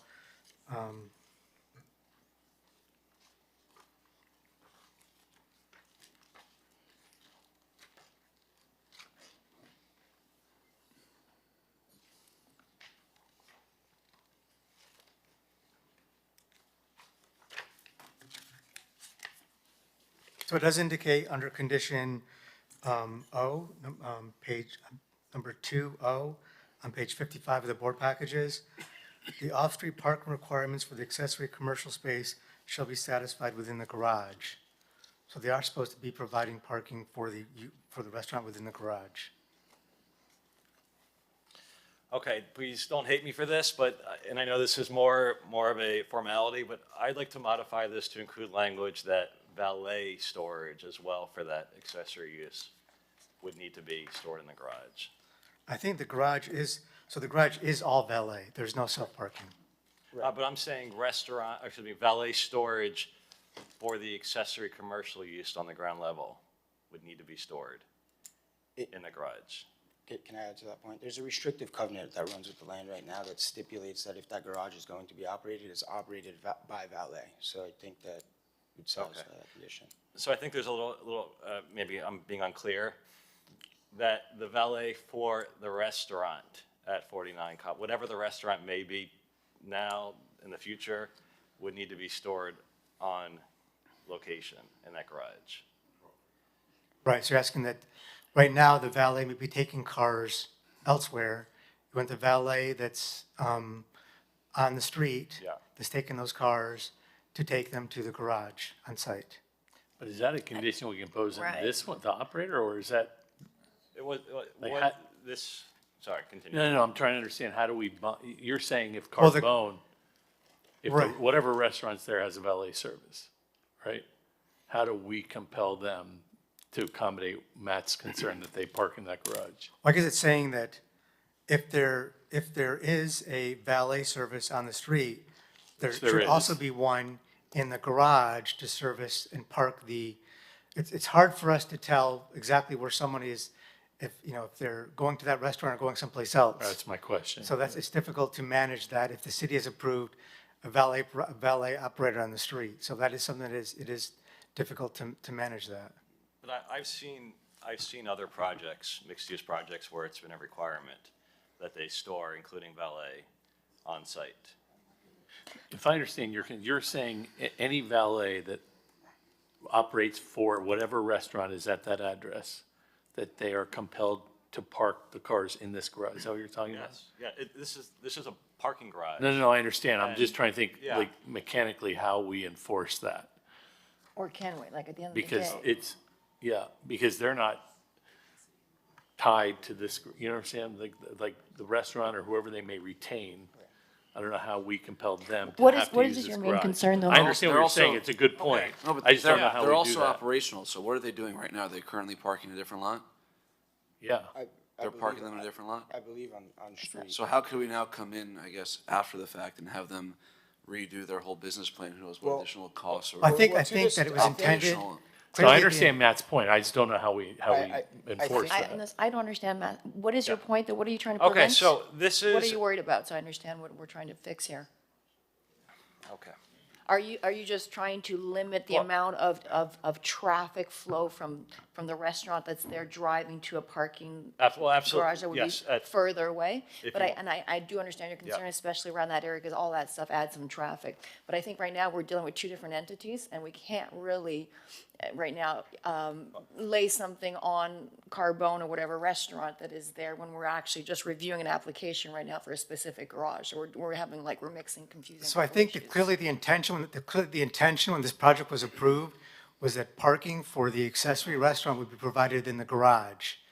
I think that the applicant is not operating that way, and I think the board wants to address that, like Well, then we Matthew need to get the operator of the restaurant, here, which is not their issue today, basically. So I think we need to keep those separate. If we have an issue with that restaurant not operating the way that they're. What I would suggest is approving the change of operator and continuing this application until next month, and have the applicant come back to present how, with some plans and showing how the valet operations work, and showing how the garage, valet operation should be working.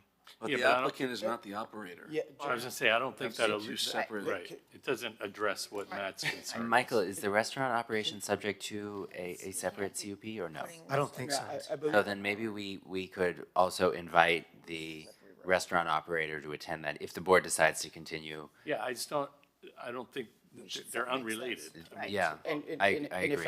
if I may add, before the operator gets approved to park, he has to submit and go through, obviously, the process. And with that involves the location, which would be the storage location. The location, hopefully, once this name change is approved, would be to store the vehicles there. That's the primary intent. The primary location is to store the vehicles from the ground floor use in that garage. It's a big garage.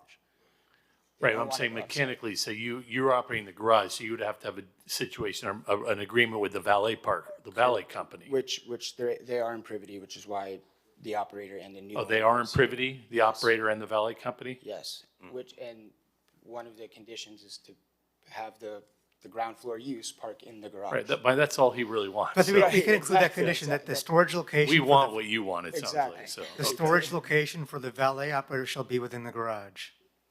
Okay, yeah, I didn't know they were in privity, because I don't know how you bind the valet parking company in this hearing to that, that's all I didn't understand. Well, this hearing is for the owner and operator, so it's The- not just the Of operator. the garage. Of the garage. Right, The but- whole entire structure. CUP was issued in this case to the previous owner. Right. The condition was that in the event of a 50% ownership change of owner Yeah, yeah, slash operator, the way right. it was written. is- I get it. All right. Okay. So what is the recommendation of, So I think we can include that we can include a condition saying that the storage location for the valet operator shall be within the garage. is that clear enough to I think that's- also mean the okay accessory with that? use? Is that acceptable to the Yes, applicant? we're accepting. I mean, that's what your whole point is, so, Yes, okay, correct. all Any right, public comment? when we're done. Okay, anyone else in chambers to speak on this? Anyone on Zoom? There's nobody on Zoom I with their didn't hand think raised. there would be, I'll make okay. a motion to move it. Second. Okay, all in favor? Aye. Aye. Anyone opposed? All right, thanks. I think I have the Thank next you. item also, same with the operator. Sorry? I have the next item also. Oh, you do, okay. You're the garage specialist, I guess. Okay, the next item is planning board file 240720, 101 Ocean Drive parking garage. And so this was also handed out to you. This should be attached to your board packages at the end. This was a separate addendum. Again, this is for PB 24-0720. This is for 101 Ocean Drive. Hopefully, this is a simpler change of ownership. Similar to the last application, we're recommending that the board approve this with a modified condition so that in the future, a change of operator or owner would just have to submit an affidavit to the city versus having to come before the board. I don't think that this site has the same issues that the prior application had. We recommend that the board approve the application. That's the Ocean Drive one. Okay, Jacob Nunez with Nunez and Fleischer, PA, on behalf of the applicant, Unity Parking LLC. This was the same modification to amend the operator under an existing CUP that was approved back in 2007. This was for underutilized parking at the location. Mr. Nunez, can I get you to speak a little louder? Yes, ma'am. Thank you. This was for a name change to the operator under an existing CUP that was issued in 2007 for underutilized parking on a 24-hour basis at the space. Since 2007 to 2023 was the same operator. Now there's a change in the operator, so we're looking to amend the name.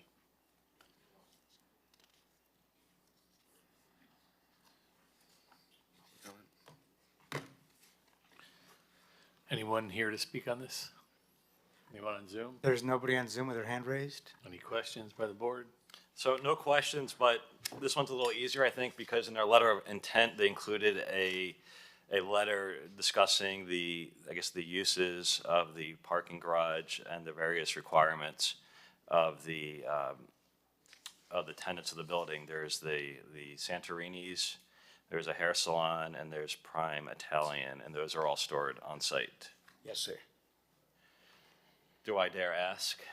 Is this something that we should do when, well, this one's a little different. It's not a main use parking garage. I think the problem with the prior application is we realize the complications involved in mechanical parking. And I think it does involve a lot more staff and time involved. So I think that's part of the danger in approving a garage that requires elevators to access the floors, which is not the case here. What I would say here is this is a little different because it's not a main use parking garage like the other one is. But to the point that I was making is that when you have a lot of high intensity uses like restaurants, high quality restaurants where many people drive, and there's a lack of storage space in the neighborhood for cars, you have valet runners, no pun intended, they're running cars or racing cars all throughout the neighborhood. So to minimize that distance is what the goal is. And if you have a parking garage in the same building, the same owner as the commercial space, they should be using it. I think this one here, you're only using the underutilized space, which would by default mean that After hours, after those businesses close, yeah. those certain number of spaces become available for other uses. Yeah, the restaurant Prime Italian and their main business is after hours, right, at nighttime. So they're probably using a lot of that space, but perhaps there's extra space there. I'm not going to suggest any additional changes to this.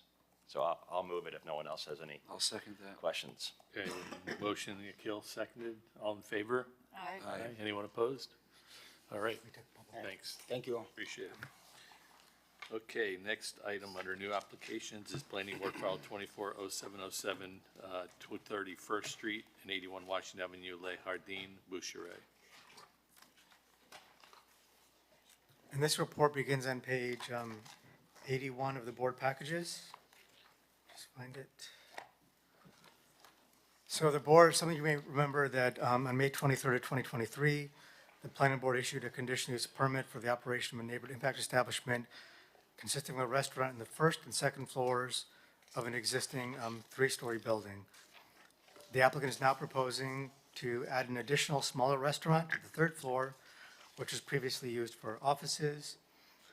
The prior application was approved with ambient background music. This includes in a large area in front of the building, which formerly was a parking lot, converted more towards outdoor seating at this point. Now, the existing conditions of approval require that outdoor music shall cease by 10 p.m. Sunday through Thursday and 11 p.m. Friday and Saturday. The venue that's shown here on the third floor does not have any outdoor component. It's fully enclosed at the third level. There's no activation of the outdoor terraces. Now, one of the concerns we had noted in our second review of this application was the use of the alley. And so we had further highlighted in our staff report and asked the applicant to substantiate that they could provide loading services within the alley without blocking access through the alley for their vehicles. They have submitted plans that substantiate that a vehicle can park within that alley and other vehicles can pass So we do believe that condition has been satisfied. We do have a condition from the Transportation and Mobility Department recommending that a minimum of 29 valet attendants be provided during peak demand periods, and to ensure that valet queues do not exceed the storage provided under peak demand conditions. We do indicate that this condition can be modified at the time of a progress report if the applicant substantiate based upon real-world conditions that they don't need to have that number of valet runners. We also have a condition from the Transportation Department saying a revised TDM plan is to be submitted prior to issuance of a building permit for the third floor build-out. With that, we are recommending that the application be approved. I would just note as well that although they are adding the restaurant for the third floor is 102 seats, they're providing fewer number of seats on the first and second floors than the initial approval. So the overall number of restaurant seating is not as great as it may appear. I'll turn it over to the applicant for their presentation. All right, and before you start, just so I don't forget, any disclosures by the board about meetings, communications? No? Okay, go ahead. Good morning, Nicholas Rodriguez, 200 South Biscayne Boulevard. On behalf of the applicant 81 Washington LLC, I'm joined by the general manager, David Bocagnano, and via Zoom, the owner, Emil Stefkov, is joining us, as well as our traffic consultant and our architect, Alfredo Selly and Jose Gomez, and of course, my colleague, Michael Larkin.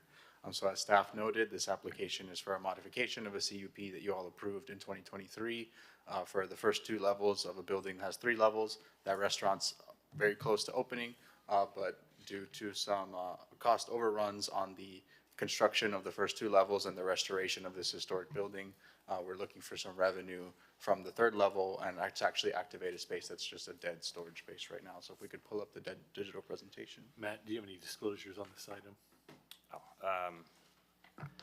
I've had discussions with people in the restaurant industry. However, this particular item did not come up specifically, so I do not have any. Thank you. Go ahead. I got a letter of support from SOFNA. I don't know if y'all received that or not. You got it? Okay. Yeah, and just since we're on the topic of outreach, we did speak with SOFNA at their annual meeting. We also presented to the Cosmopolitan in their meeting room. And I think the Cosmopolitan kind of joined in SOFNA's support letter. So they didn't submit a separate letter. I don't think they had time to meet, but we did do substantial outreach, and we don't have any objectors that we know about.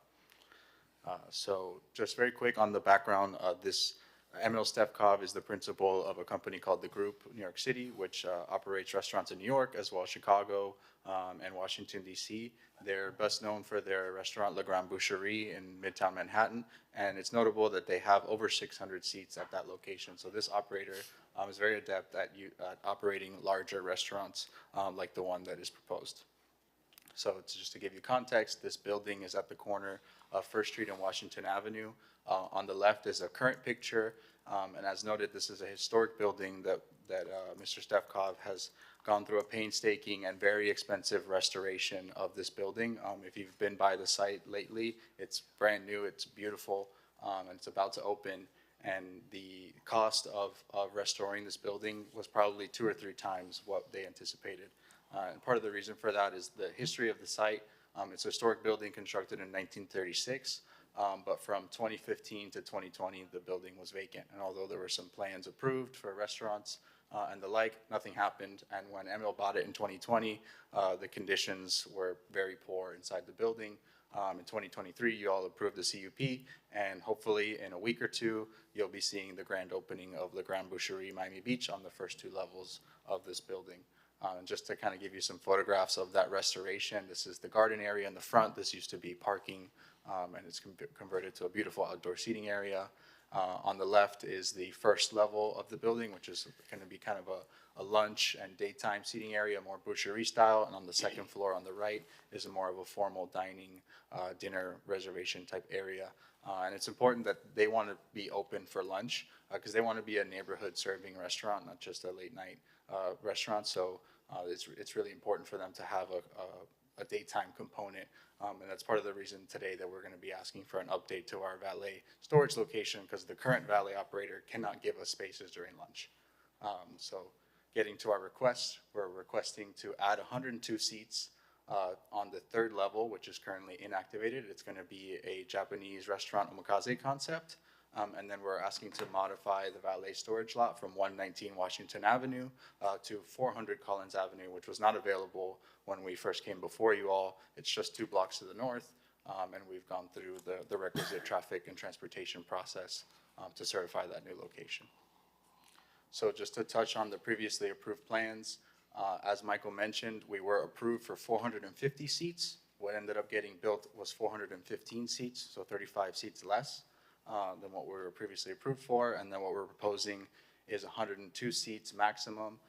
You'll see on the lower left is kind of an omakase dining area, and then the remainder is going to be like an a la carte seating area. It's really just to transition the different seatings of the omakase and to have a small bar for the third level. In total, the space is about 2,500 square feet. There are 2 outdoor terraces, but there's no seating at all proposed on those terraces. No real activation of those terraces at all. So as Michael mentioned, the net increase in the seats from what was approved in 2023 to what we're proposing today is 67. So while we're asking for 102 seats on the third level, we're actually borrowing some seats that were approved from the first 2 levels, bringing them up to the third level, and then filling it out with our request. So it's a net increase of 67 seats. These are some interior design concepts. There's a few different design concepts floating around, but this is the one that we presented to the Cosmopolitan, and they really liked this kind of elegant style. So this is the one that we're presenting today, but it's still in the works. And this is a sample menu, just so you get an idea. I believe this is the menu from their location in Chicago. So, you know, omakase concept is, I'm sure you guys are familiar with. And in terms of the valet storage lot, this is the proposed valet route, and then this is where the vehicles would queue. There's, I believe, 4 spaces, David, in front of once we close that curb, there'll be 4 spaces to allow for circulation. And then the lot, which is just 2 blocks to the north. And again, the relationship with this valet operator is better than 119 Washington Avenue. They're willing to provide a few spaces for employees, whereas 119 Washington Avenue was not willing to give us those spaces. They're open for lunch. 119 Washington's not open for lunch, so we wouldn't be able to provide valet operators, valet services during lunch. So these are really the primary reasons why we're asking to switch it a little bit further north. And to use a valet operator who we think is going to provide better service for the restaurant and for the neighborhood. In terms of transportation demand management, we're well aware that south of 5th is struggling with parking. We're actually building a micromobility and bike storage area on kind of an excess area where the alleyway meets the building. There was an opportunity there to put in a kind of secure bike storage. We vetted this with historic preservation staff to make sure that they wouldn't, hate this too much, and they didn't love it, but they understand the challenges. So we're going to add a bike and micromobility parking area, and also Mr. Stefkov, as part of the previous transportation demand management, is willing to purchase city bike passes for employees that maybe don't have bicycles or micromobility. For the most part, the employees have their own bicycles, but it's an option in the event that they need it. So just to summarize the overall CUP, there's no changes to the hours of operation. It's completely indoors on the third level. There's no changes to the requested music. All we're asking for is an increase in the total seat count and a change of the valet storage lot location. And as Michael mentioned, we'll be back with a progress report to confirm how those valet operations are going and adjust the number of runners accordingly. Just to mention some quick housekeeping, this for a change, we spoke with Michael about it before the meeting, and I believe staff is in agreement with these conditions. The first one is just an update housekeeping matter to the name of the operator entity. It's just a different entity for liability purposes. And then the second change is just clarifying the timing. Staff has asked us to build a sidewalk where that curb cut exists today, and we're happy to do it. We just want to do it concurrently with the build out of the third floor, not have the build out of the third floor held up until we do that. So we'll do it at the same time, and as long as we provide that before certificate of use and business tax receipt, we'll be able to accomplish that easily. And with that, we'll take any questions from the board. We respectfully request your approval. Thank you. Okay. Anyone in chambers on this? Nope. Anyone on Zoom? There's nobody on Zoom with their hand raised. No? Okay, so we'll close public hearing. Board? There's one now. Johan Moore. I think you were previously sworn in, so you're good. Hi, I was about ready to write to Michael. I think that last form had an error in the spelling. La Grande Boucherie should have an E on the end. If that's not how it's spelled, then forgive my intrusion. That's all. Thanks. Thank you. That's funny. Okay. Close the public hearing. Any questions? Scott? You're good? Matt? Okay, I have a couple questions. I thought you were going to move to approve immediately with all that. Well, I mean, look, it's. Micromobility, that was great. I love it. I love the micromobility. Thank you so much for that. Thank you for restoring this beautiful building. I'm a neighbor. I live a few blocks away. I watched all the work over the last 2 years, so I know a lot of resources have gone into it, and it certainly will be a welcoming addition to the neighborhood. I have a question before I ask the applicant, but for staff, and some of the submittals that were provided to us, there was a note from staff that they have concerns about the size of the venue at this location. And Yeah, so when I first took a look and at. it wasn't mentioned at all in the staff analysis, so I want to understand. Yes, there's that. a lot of times, there's a lot of back and forth on what you see in staff's initial review of an application. After we get more information, our recommendations may change. So initially, and I was not part of this initial review back when this was approved in 2023. So when I first took a fresh look at it, my first concern was just the added intensity of the third floor. And then I took a closer look at the loading operations along the alley. And there were some, it looked like there were some services or some utility infrastructure that may be impeding any sort of delivery vehicles. So that's part of the reason why I had a concern with adding more loading services on the alley. The applicant did provide updated plans to show that those services were not impacting the usability of the space and that a truck could actually park there. We also took a further look and, with the understanding that this is an historic building, an historic district. Okay. And so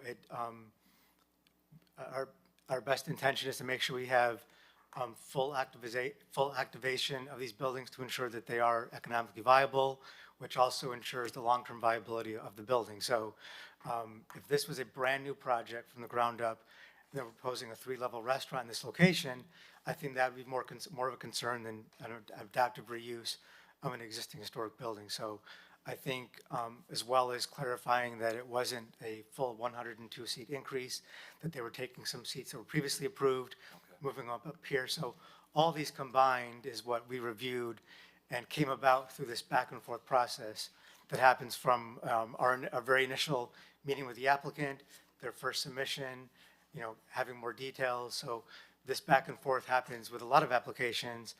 And I've mentioned to you, Matthew, previously, there are several applications where once an applicant meets with staff and we raise concerns, we've had many instances where an application doesn't go forward because of the size of their trucks. We've had, I'll give you an example, AutoZone in North Beach.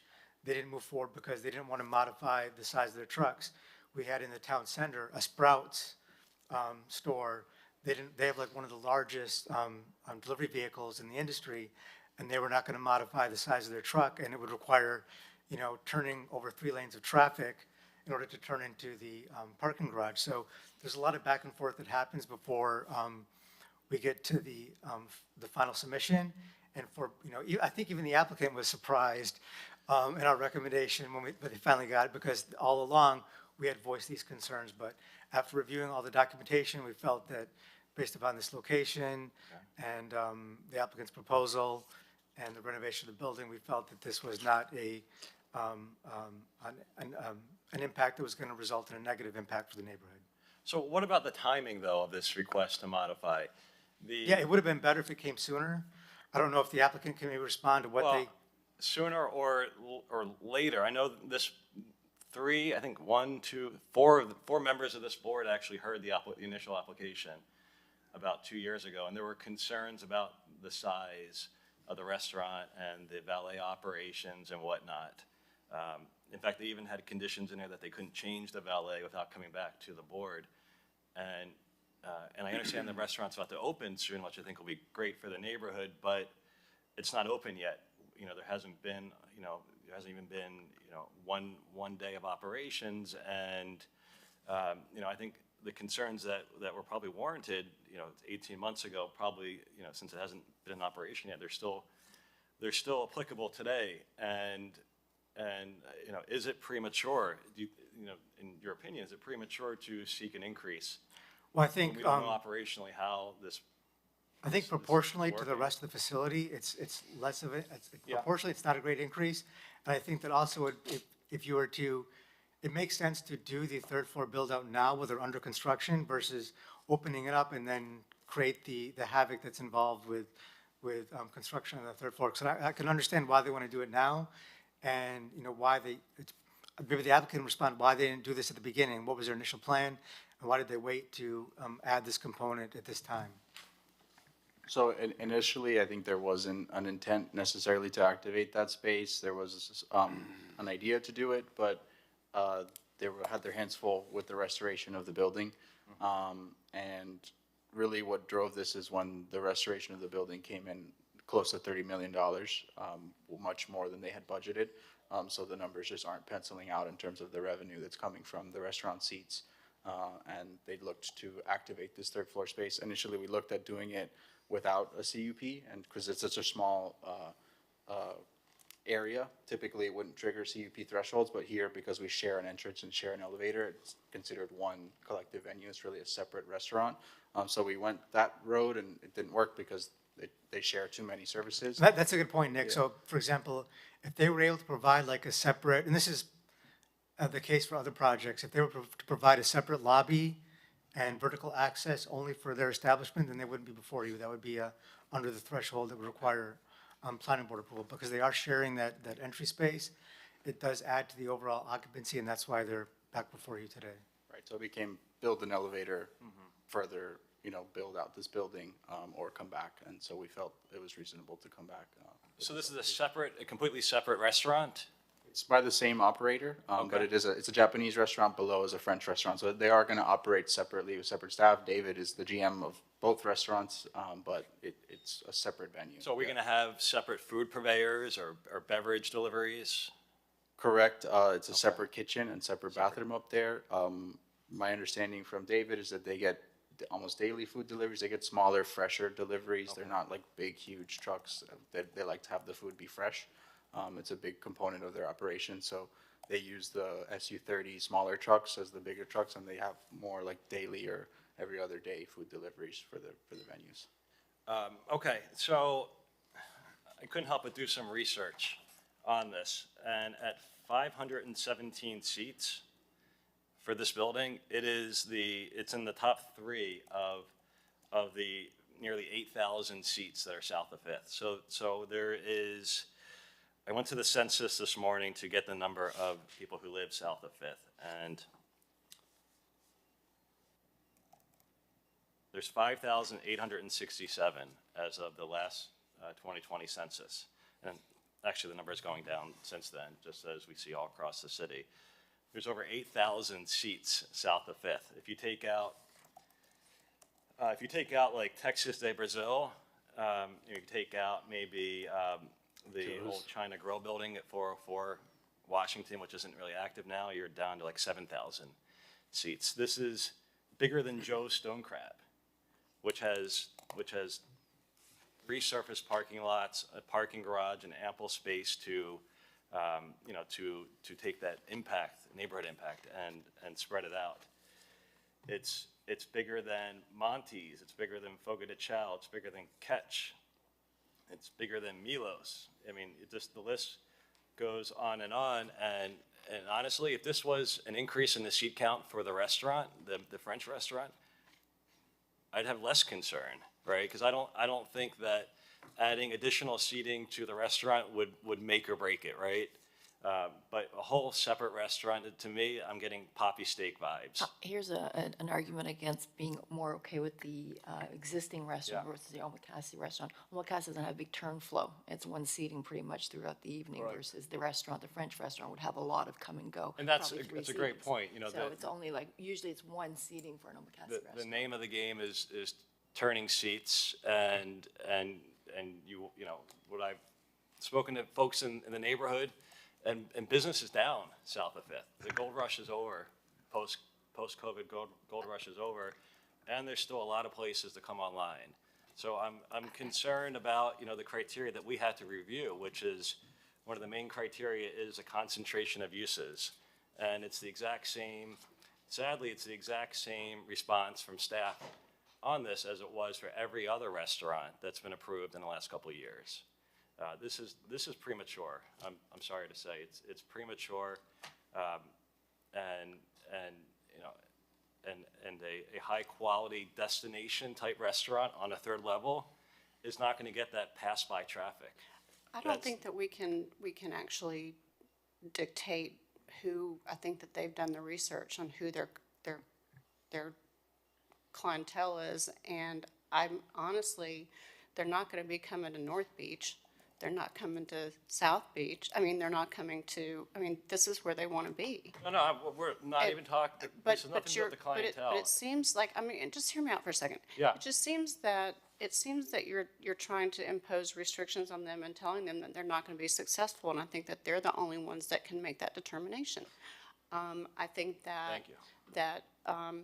That it's not in our purview with what we have in front of us to determine whether they're going to be successful or not. No, it's not, but it is to determine the neighborhood impact. Well, And the doubling neighborhood number impact, of- if what you're One at saying. a time, one at a time. Can I was in the middle of speaking. Go ahead. Can I finish, please? Sure. So, I mean, I'm concerned this crowds out other retail uses in the neighborhood when we have these large establishments with these multi-year build-outs. You know, it's vacant space. Just look along South Point Drive at the building at 801, where you have Gaia, which hasn't opened yet. It's been years. You know, it's. Actually, Guy is open, but go ahead. I'm in support of Month ago. a I just renovation. wanna- Guy's working on it. I'm in support of a renovation and pouring $40 to $50 million into a Yes. historic building. I think that it's important that we preserve those buildings.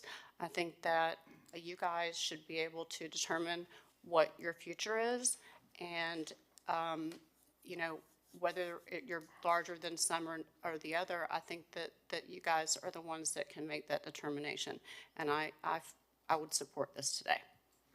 Thank you, Ms. Latonen. Thank you. I mean, look, Mr. I think I just want to, Through since the I was chair. in the middle of speaking before I was Go ahead. interrupted. No, Matt, you have the floor. Go ahead. Thank you.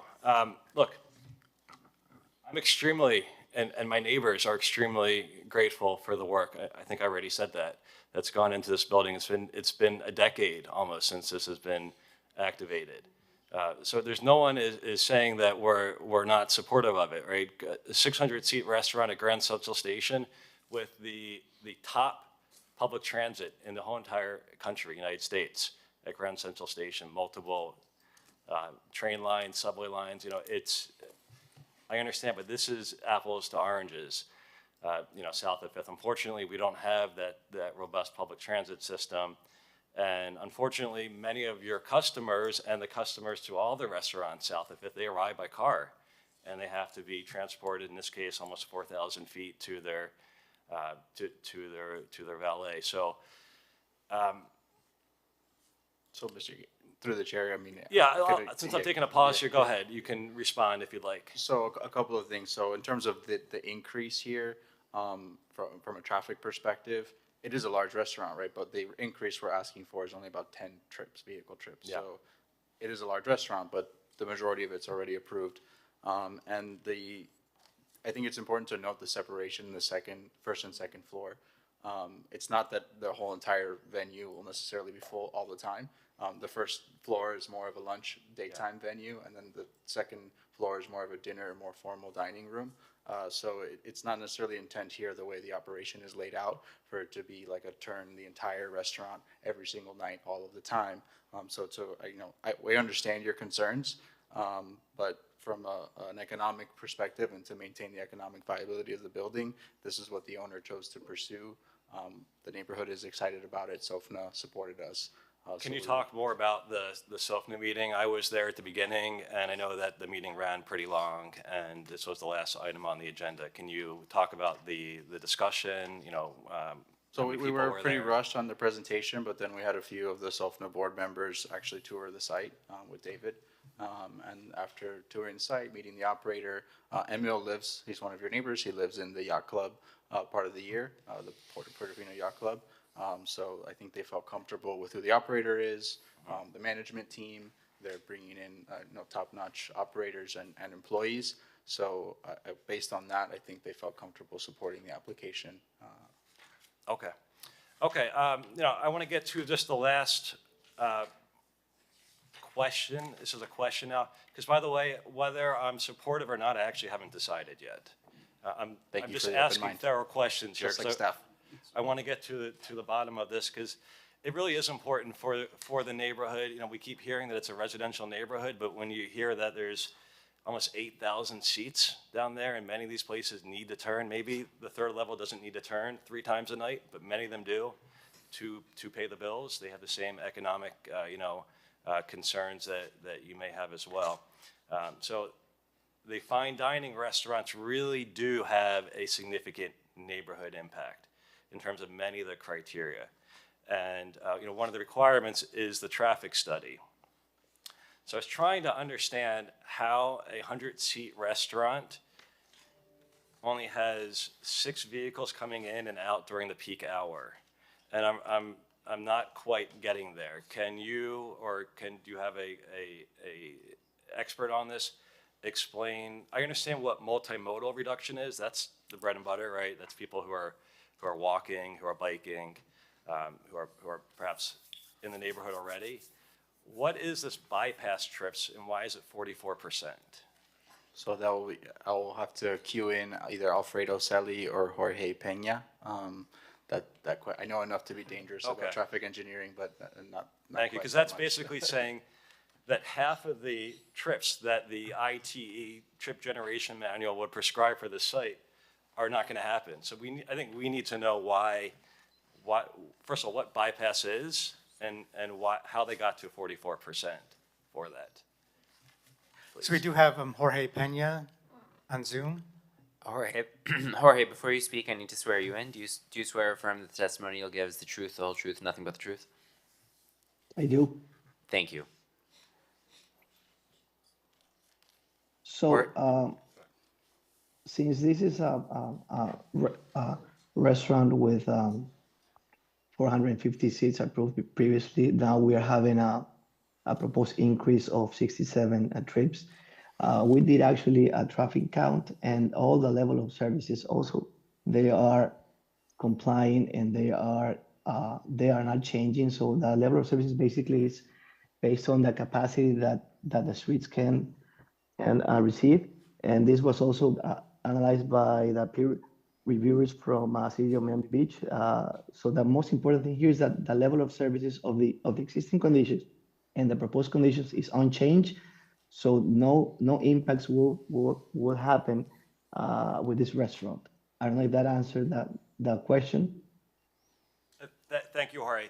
Can you please define for us what bypass trips is? The bypass trips are basically those trips that they are not going from home to the restaurant. It's basically trips that are within the streets and that are going to the restaurants. Not specifically if you planned to go to the restaurant, that's a trip. But a bypass trip is basically if you are on the street and you decide to go to the restaurant. Okay, so if my understanding is correct, these are people that are driving by that just happen to see the restaurant and decide to stop there? That is correct. Okay. Or could that also be Uber? Because an Uber driver counts as a trip, right? And they're not coming from home. That is correct. Well, hang on a second there. An Uber is a specific trip from point A to point B. But just to get back to this, so your understanding, your professional understanding is that these are people on the street network already that didn't necessarily know about this restaurant that are passing by and decide to go to this third level restaurant? Yes. Or even walking people. Walking would be multimodal, correct? Yes. Okay. All right, so I'm sorry, Jorge, I'm having a hard time believing this, that 44% of the, my understanding is, what you're saying is that of all the trips, 44% of the people that are driving to this restaurant are stopping there only because they happen to pass by. Yes, that is the definition of pass-by trips. Okay, so how did you get to 44%? That's almost half. So, Mr. Goltanov, I think one thing, Jorge mentioned it, this went through a rigorous process with the Transportation Department and a peer reviewer, right? We have to pay an independent third-party peer reviewer multiple cycles of review. So we understand what you're saying, but I think the Transportation Department has reviewed and approved this study, including that bypass number, through a very rigorous multiple-month process. I don't know if on the floor here today we can kind of I've never seen a traffic study that doesn't say that the traffic improves or is basically no impact. And this is one where we're saying basically it's a large increase in seats on a third level, and that half of the trips are just people who are passing by who decide to stop there. It doesn't compute. It doesn't pass the smell test. I'm sorry. So I think we need to know more about how we got to 44%. Or else I'll move to continue this until I'm happy to continue this until we can have the experts. I mean, does staff have any comment on that? Well, I would say since we don't, I would support the continuance request to have the Transportation Department here who can also respond to any comments. I agree. I think so. Basically, this is a third floor restaurant. No one's going to see it walking by the street unless they know it's there. So I do believe this is more of a destination restaurant. People plan to go there. It's not, oh, I'm just going to walk, just decide to hop in. So I do think that pass by number is questionable, as Matthew mentioned. But I think we need to have the Transportation Department as well as the city's peer reviewer here to respond to these questions. I understand Matthew's concerns regarding, the impact on the neighborhood and the traffic impact and the increase of seats. And it is a huge project. And when we first looked at this and approved it, it was a big concern to how we're going to manage the extra traffic coming in and with the valets. And I do think, though, the whole project is not what was being questioned today. We're looking at specifically adding the third restaurant, which is putting a bit of a dent and a bit of a change into the number of people and clients. But I think we got the best case scenario as far as the type of restaurant that be adding itself to the two other floors. Again, based on the fact that it's not a restaurant that will have tons of turnover, it's not a club. So we're looking at something out of all these scenarios of a third restaurant adding itself, and I think we got probably the best case scenario. I think what we don't want to see is this place fail, and although it's the responsibility lays on them. I think we got to be careful right now of slowing down, a project that is like what if this traffic plan that comes back and you don't approve? So what is it would you want them to do with the third floor? Like so us slowing them down from getting to where they need to be profitable, right? Well, so what happens then? So what do you want them to suggest instead? Like if we're gonna create some issues with them opening up this restaurant, then please tell me what your best case scenario is. Thank you, but it's not our job to determine the use. It's our job to evaluate the application in front of us. And so the application in front of us is specifically to the 67 seats.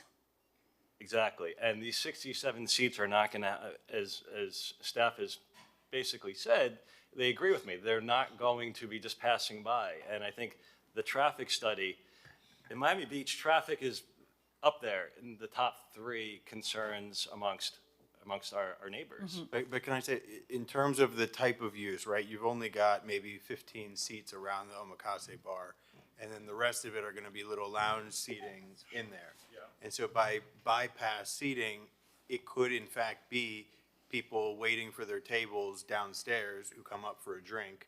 And, I mean, there's not gonna be people coming specifically there, not many, who are coming specifically there to have a drink. What I imagine is there's 2 seatings per night for the omakase experience, which is how it usually is.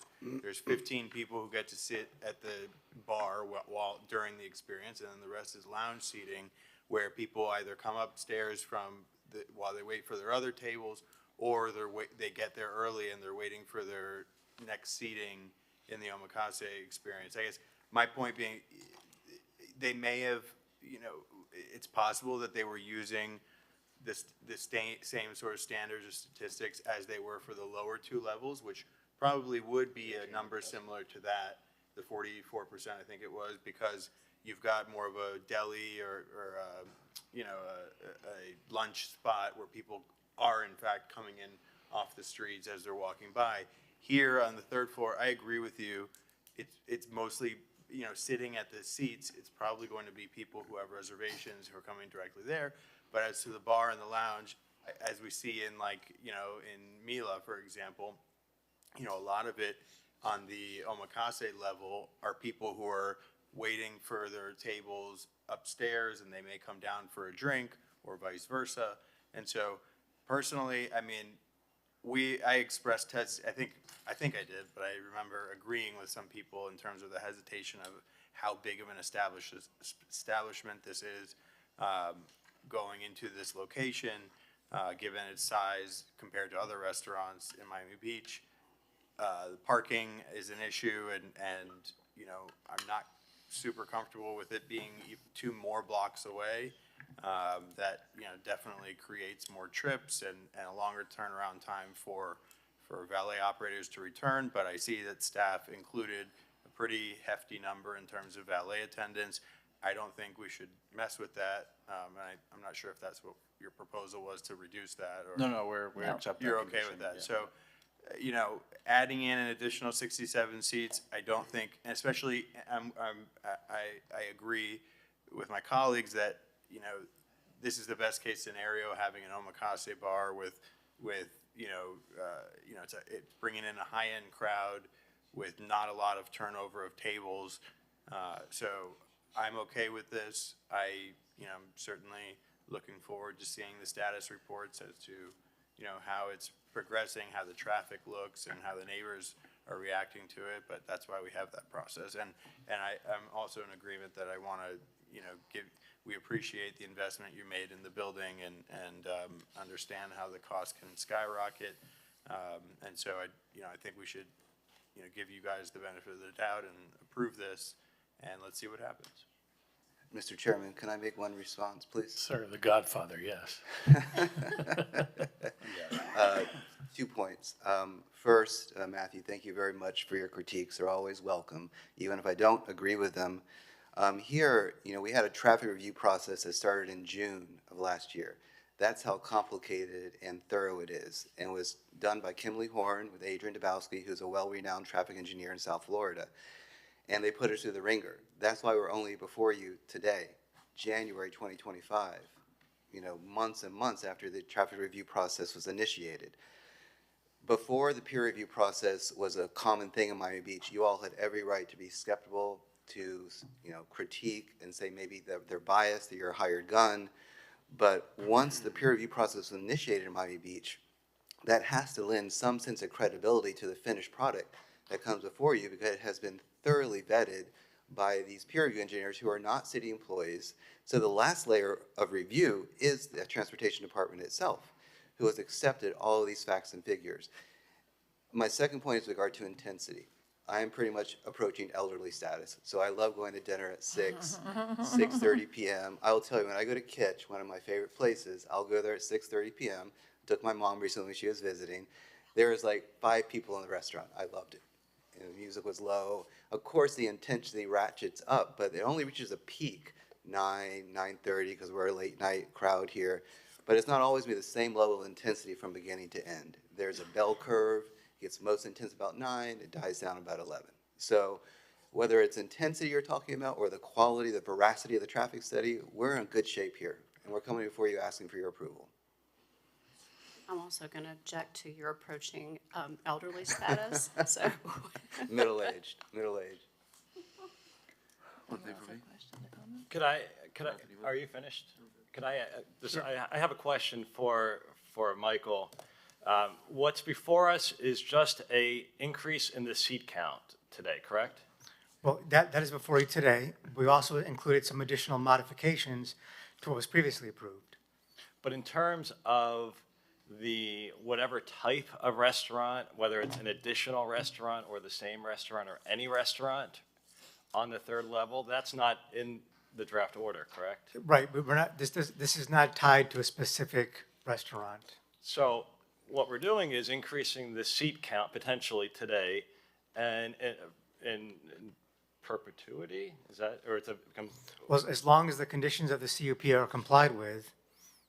So it could be, while if it's approved and this Japanese restaurant is operating, right, it would be potentially like a one seat, a very minimal impact, but it could very well be something else in the future, right? Well, then there's also, we have this new condition now, so there is this annual progress report. So regardless of, in the future, they do a change of ownership, change of name, change of restaurant, change of concept, this is going to come back to you on an annual basis for review. And to further amplify what Michael just said, if you look at condition number 6, it says the applicant now in the future shall abide by all documents and statements submitted with the application. Our operations plan specifically addresses this omakase restaurant. We can make condition 6 even that much more explicit and call out the type of restaurant if that makes you all feel more comfortable. Right, and then if you wanted to change it, you'd have to come back for a modification. All right, I Exactly. think that would make people more comfortable if I'm you're okay fine with with that. Okay. And that would make me more comfortable. Good. I appreciate your comments about the traffic study, but I can't get over this. This 44%, I don't doubt that the traffic study was very thorough and it was peer reviewed. Sometimes things slip between the cracks, and perhaps this was a number used in many different studies over time, but it doesn't pass that test, that smell test. Based upon the length of the review, I doubt it, but to address your broader concern about the methodology used and what discounts are Yeah. agreed upon, I think you all could have a small workshop here with the city transportation department explaining to you their position, because they ultimately had to have a buy-in on this study as well. I'm not saying your critique is wrong. I'm thinking that we did it properly here, but if it needs a further explanation, I think a workshop here is warranted just to understand the traffic review process even more thoroughly. What you also can do, as part of their first progress report, I would suggest that you have a traffic analysis done to compare the real world scenario compared to what was proposed as part of the traffic study, and they can highlight the differences. That's fine. So I am supportive of this. However, I think this is so critical that I still am going to make that motion to continue it one more month so that we can learn more about this. If there's a second, great. If not, then All right, we have a motion on let's the go table. there. Does anyone want a second in continuance? No? All right, All right, so can I that make a fails. Motion to approve this? Okay, so we have a Approve this? motion to I'll approve. second. All right. Do you want to include a condition regarding the type of restaurant? in the Yeah, I third think floor? Michael acknowledged That's they're fine. okay with that, and then if they want to change it, they come back. And by the way, the required status update is how long after? Well, they have to do a It's progress. annual, but It's is it, 90 days, I think it says. so the first one's yeah. 90 days and then annually after that? Correct. Okay. But just know, I think that, especially since the board has made a specific concern regarding traffic, we want to make sure as part of that progress report that you do an updated study to show the real-world operation of the valet and the trips and how So it's, similar to what we did for Catch, like a valet utilization analysis, we could. right. That's yeah, fine. yeah, we All could- right, you guys are good with We that? should include that. Yeah, we'll in the- include that as a. in All part of right, the so that'll be condition. part of the progress report. I have one more question regarding the draft order. And let's see, under C, you made some changes from deliveries must to deliveries shall be conducted. What is the difference there? I The don't, lawyer in Brian is. I don't is- find a is difference smirking. between must and shall, but Okay. shall is usually the Shall is more a better operative word. word. Yeah, shall is like, more Mandatory. firm, yeah, It's right. like biblical. Is more for, okay. Yes. And then between B and F, we have, B says deliveries must occur between 9 a.m. and 1 p.m. every day. F says deliveries and waste collection may occur daily between 9 a.m. and 5 p.m. Those don't match. Yeah, we can change result to shall. 9 to 1 is fine. I'm sorry. Well, really, I'm asking 9 about to the 1. timing, yeah. Okay, Yeah, that's what I'm saying. 9 to 1 is Okay. fine. 9 to 1, okay. You can modify condition F to be consistent with B. Should we strike B? You don't, whatever, it doesn't matter. You can strike B and change F to 9 to 1, right? Yep. 9 to 1, yeah.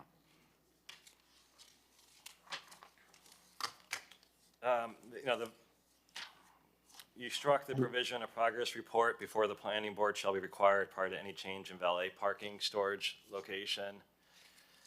I mean, I guess it's a moot point now that you've like tripled the distance they have to travel, but that was surprising.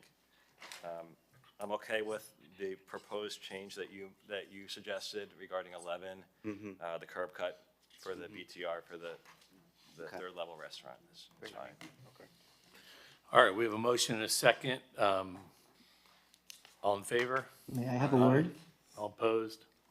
So, I just have to say this.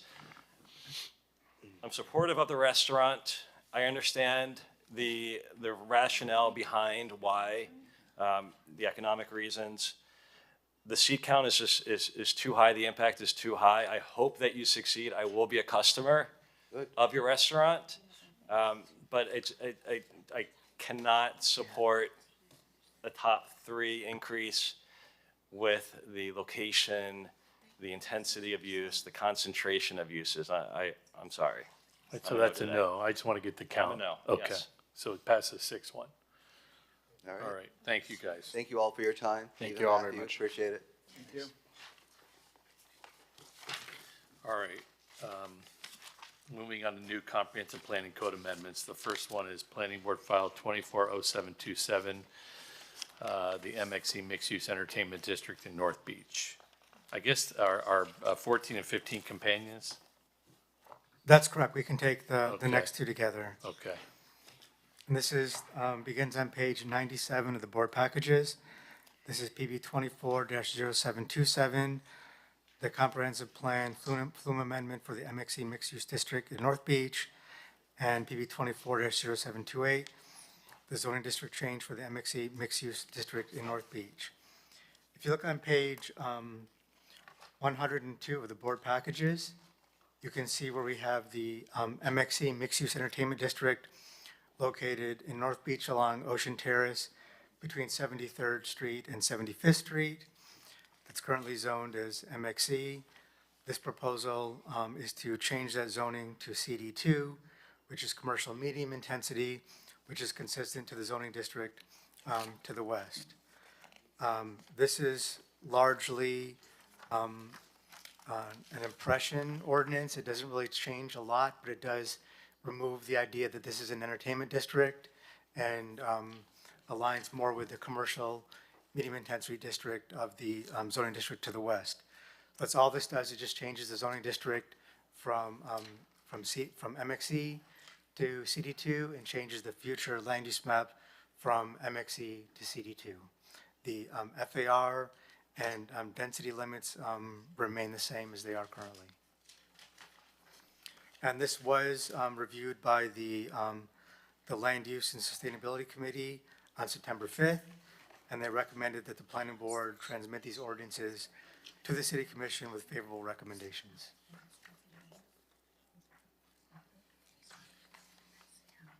Vice Chair, any public comment?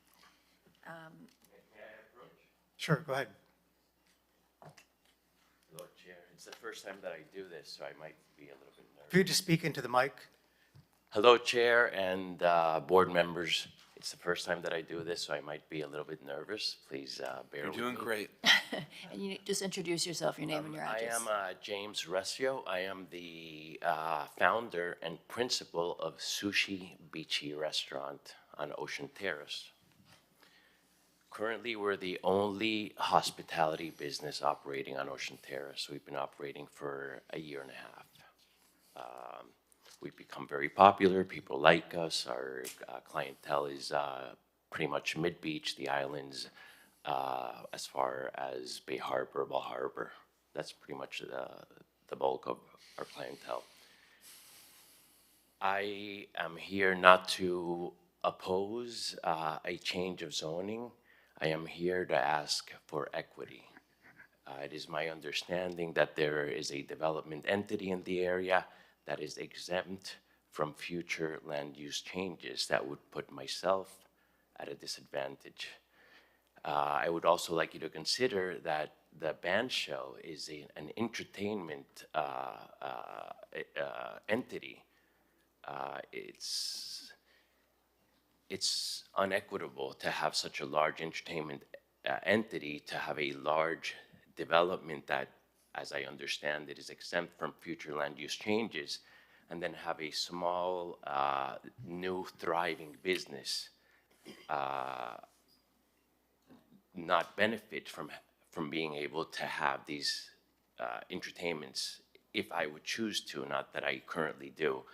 I don't want to be put at a disadvantage, and whatever you choose should be chosen in an equitable manner that is fair to everybody on Ocean Terrace. So just to be clear, your request would be? I don't have a particular request. I don't, my request would be that whatever you choose to do is done in an equitable manner. Well, I'm just trying to understand. Well, first of all, I just want to tell you, I've met you before. I've been to your restaurant. It's fantastic. So the band shell is zoned government use. It does not change the zoning district for the band I shell? understand, but the noise from the band shell is audible from Ocean Terrace, Oceanfront Condominium, from as far as Harding, from my restaurant. How can that exist and then Ocean Terrace not be MXC? Well, right now, you can't, as of right, do outdoor entertainment anyway. So it's not just because you're zoned MXC, you have the right to do outdoor entertainment. Any sort of entertainment that's outdoors would still require. I don't plan to do any outdoor entertainment, but the Ocean Terrace Holdings, my understanding is exempt from future land use changes. Is that correct?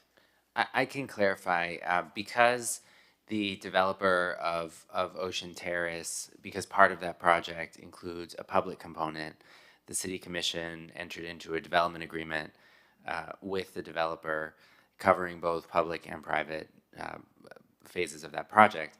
Under state law, and under the provisions of the DA itself, once that development agreement is executed, the developer is vested in the code at the time that the project was approved. So this and any other change that the planning board has reviewed to regulations for Ocean Terrace over the last couple of years would not apply to the Ocean Terrace development. I'm not really sure though that this specific change would have any impact on its own. But there lies the inequity. 3-4 years from now, Ocean Terrace has multiple F&B venues. I would be at a disadvantage. They would be able to participate and enjoy in the mixed-use entertainment, and I wouldn't. It's just not equitable. It's not fair. Is that accurate? So in other words, the Ocean Terrace venues will be able to have entertainment? No, unless they were approved by the planning board previously for entertainment, they can't go ahead and add. Right, they'd have to come to us for it. Right. Any sort And of does he have that ability to come to the planning board for entertainment? Yes. So he's not, okay, I just want to. So what is the difference then between MXC and mixed-use It's commercial? largely a name change. It's perception of calling it mixed-use entertainment versus commercial medium intensity. It's largely just a perception. Why should I have the perception of medium-use commercial and everything north of 74th Street has the perception of MXC. No, it's, the zoning district is changing permanently. Whatever uses were approved previously, if they had those uses approved prior to the zoning district change, then they continue with those uses. But I don't think there's any sort of difference in uses that would be non-conforming. I don't think there's any outdoor entertainment component that was approved previously that could not otherwise be approved under CD2. So it's not Right. like we're changing a zoning district from, say, a commercial district to a residential district, where that would result in drastic changes of uses, where you could no longer come in to even apply for entertainment indoors or outdoors. This is largely one commercial district to another commercial district. Right, so his venue would be on equal footing with any of those venues that Right, come in Ocean Terrace. a restaurant is still allowed. The occupancy limits don't change in terms of what's considered an NIE or neighborhood impact establishment. It's largely just a perception change. Michael, is entertainment? I'm fine with that. Yeah, which won't impact the just public. wanna- I think I when he wanna do says what's fair, perception, yeah. I don't think it's the same perception that you're thinking of with the public thinks, oh, these places are gonna be more fun than your. If we're changing from commercial medium intensity to commercial lower intensity, that does have more implications on uses. This area already had limitations on the type of uses that could be approved along Ocean Terrace, and that prior project that was approved is subject to those regulations. There's something that I would like to bring to all of your attention, if you're not familiar with the area. There are only two, besides whatever will be constructed north of 74th Street by Ocean Terrace Holdings. Currently, there's only two F&B establishments there. Everything else is residential. There's My Business, Sushi Beach LLC, and what used to be Ronnie's, which closed down. It's my understanding that the property was bought by boutique restaurant, hotelier from South Beach, but there's just two businesses there. Why there's no problems or noise complaints or heavy traffic or people getting robbed or anything wrong happening on Ocean Terrace right now? What is the reason for the change? This came from the city commission with a desire to remove this MXC zoning district from the North Beach neighborhood. Hi, James. Go ahead. Hello. Hi, how are you? It's good to see you. It's nice to see you. I've known James for a while. He was actually general manager of Sushi Samba. I don't know if you all knew that, but anyway. Long time ago. But nevertheless, Yeah. I think the goal here is to eliminate what we have on Ocean Drive today and to elevate the area, so it would actually benefit you as well as our entire neighborhood to bring that down. I understand, and anything that we would do at Sushi Beach, And you we're would gonna have do the in a same tasteful, abilities. calm manner. We consider Exactly. ourselves a beachfront sanctuary. And you would have the Yeah. same abilities. But I do understand the bench shell issue, which is a separate issue, but you would. And we love our band shell friends. Well, and we do too, but it's just for me about equity. I think that you're gonna be okay. Okay. And you would have the ability to come here and say, we want to do this, we'd like to do that. Also, you're attached to a residential building, which is the Right. Saint Tropez. And these others will be attached as well. So, I mean, I think that it's just trying to protect the residents. I think that it's a good thing, but I Yeah, think. you won't be, I don't see how I you'll be don't disagreeing. disagree with it. I just think I think that. Well, no, you had the feeling that you were gonna be Right, disadvantaged. you're not gonna be Right. disenfranchised. Right. I want to be on an equal playing field You're with not all gonna my be neighbors. disenfranchised. So. Thank you. I think the idea, as well as the MXC district, was to encourage hotel and entertainment uses. So the city no longer wishes to encourage hotel and entertainment uses. But not and bars. That's part of the reason for changing this zoning district to CD2, which doesn't highlight those uses. Just to elevate it. If we have the potential in North Beach to just be something special. Is there and I anybody else think- on Zoom? So, There is one other caller on Zoom, Patrick Buckley. Okay. Mr. Buckley? Maybe you're on mute. You still see him? Hopefully. There you go. Yeah. You guys can hear me okay? Yeah. I don't think. Okay, very good. Okay. I'm Patrick Buckley. I'm the treasurer of the board of the Olson condominium on 7300 Ocean Terrace. And thank you to all of you for the effort you put forth, especially in trying to improve our area. We appreciate everything you guys do. First thing is just a quick question. When we received the letter, the notice of this meeting about the change in zoning, we tried to do our own research and understand what the change really means without eating up much of your time. Could anyone maybe just explain to us real quickly what is the real change? What are we really talking about here? What is going to change? Michael? So like I said just a few moments ago, the real change is that this change basically removes the encouragement of hotel and entertainment uses along Ocean Terrace. The other commercial uses are perfectly acceptable, but it does highlight that the desire to move away from hotel and entertainment uses in this area.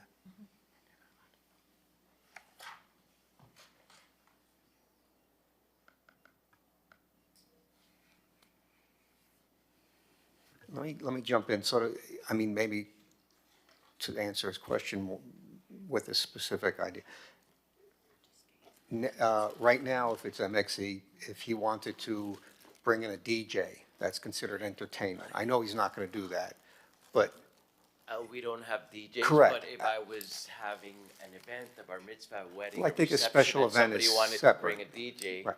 and I have entertained the thought of having a DJ maybe after 9, from 9 to 11, at a ambient level, just to bring in the gentrify. Let me, the so business. Michael, under the MXE zoning, he would be allowed to have a DJ. No, he'd have to come to the planning board.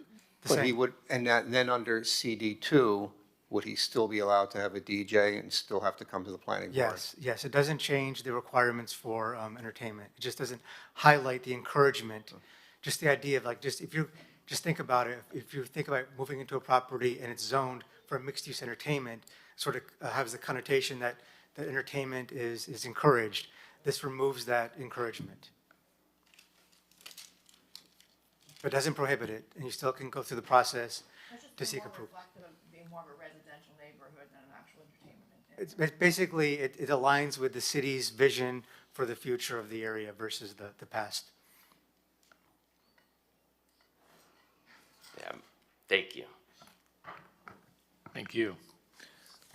Any other people on Zoom? Okay. Any other questions? I just wanna have move. one quick question. On page 100 of our packet, where it talks about the different policies between MXC and CD2, and it talks about the intensity limit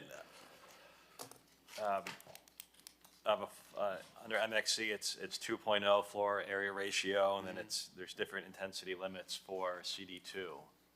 So that would be, again, it doesn't change it today, correct? But the goal is to change the FAR in the future? No, Based upon the use? Well, the FAR will remain as, it would change for hotel development. Right now, or previously, hotel development was considered mixed use and could go to an FAR of 2.0. However, with recent changes, that ability to go from 1.5 to 2.0 is limited now to residential projects. That bonus was removed previously by the City Commission for the CD2 district. But again, this doesn't change anything, is what the message that you've given us. It's just perception and a future desire to change the land Like you use say, if you, designation. you know, the purpose of the MXC district is to promote mixed-use areas to accommodate residential, hotel, and commercial development versus, you know, a focus on commercial areas which serve the entire city and highlight professional offices, retail sales, service establishments, eating and drinking, apartment uses. So it just highlights those non-entertainment and non-transient uses. Okay, thank you. It's more of a perception and just a sort of aligns more with the city's vision for the area. Any other questions? All right, last comment, then we got to move on.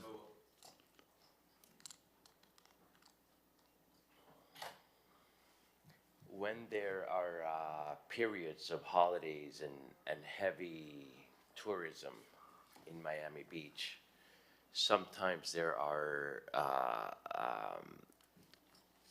curfews or restrictions on times of operation that are applied to different districts. So the MXC can only stay open till midnight, but the CD2 can stay open till 1 a.m.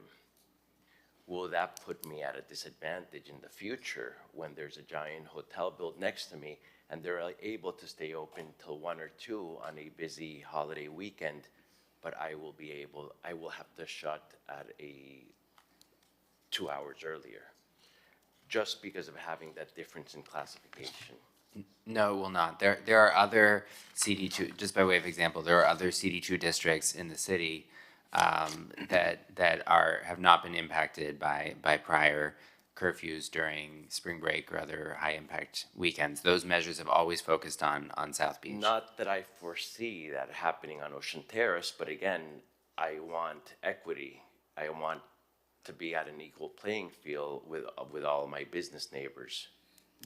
This won't change. When there's an emergency, the city doesn't look at zoning boundaries. They're looking at the geographic boundaries. They're looking at where the problem areas are and where there's the most traffic and where there's the most people. I don't foresee us having those issues, and especially, at least not for the next 10 years. We hope not. Yeah. Thank you.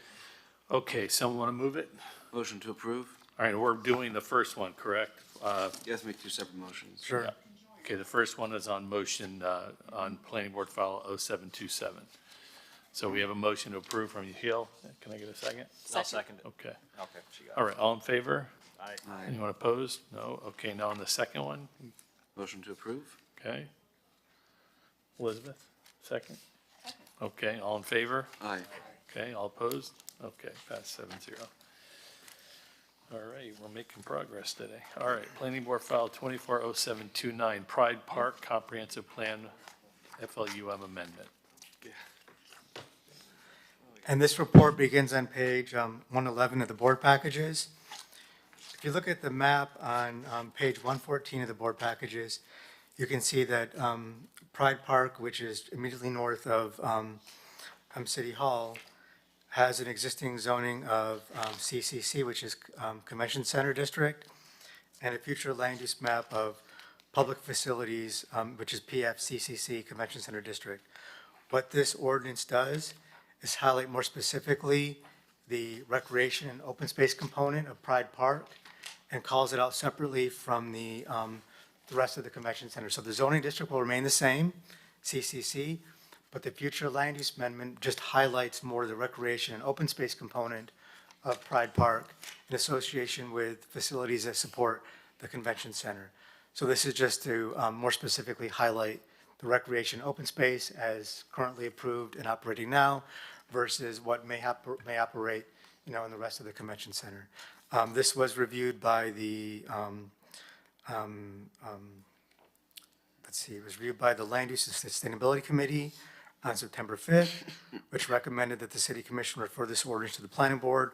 This was referred to the Planning Board on October 30th. We're recommending that the Planning Board transmit this to the City Commission with a favorable recommendation. Okay, anyone on Zoom? There is nobody on Zoom for this item. It seems pretty straightforward. Any questions? One question. Sure. What would be built here? I mean, what's the idea of something that could be put here? No, this is meant for recreation and any sort of temporary uses and recreation open space facilities. This is different than. What could go there? Practically, what does this mean? Well, basically what's been happening recently right now, where you have like Miami Design, where you have the temporary construction that goes up.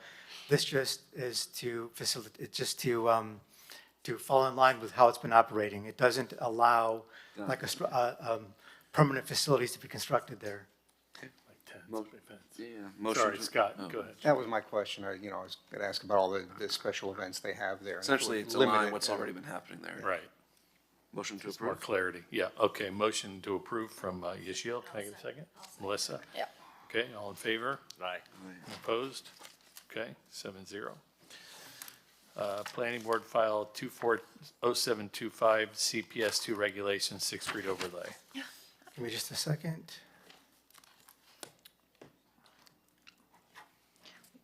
We've had Scott speak on that one from the other side a few times. You want to go back in time and go over there? So this staff report begins on page 125 of the board packages. And if you look on page 133 of the board packages, you can find the zoning district overlay map, which outlines the area where these proposed regulations are to take place, which are part of the CPS2 district along Fifth Street, between Fifth Street and Sixth Street, and bordered by Lenox Avenue on the west and Washington Avenue on the east. But this does not include properties that directly front Washington Avenue or Lenox Avenue. And what this ordinance is intended to do is provide a buffer in terms of uses, intensity, and massing between the lower intensity RM1 Flamingo Park Historic District and the area along Fifth Street, which does have, although it isn't a historic district, does have more more elements such as parking lots, newer construction that could be redeveloped with structures and uses that could have an impact on the residential multifamily low-intensity district of the Flamingo Park District to the north. So what this does is provide restrictions on several items. First, on alcoholic beverage establishments.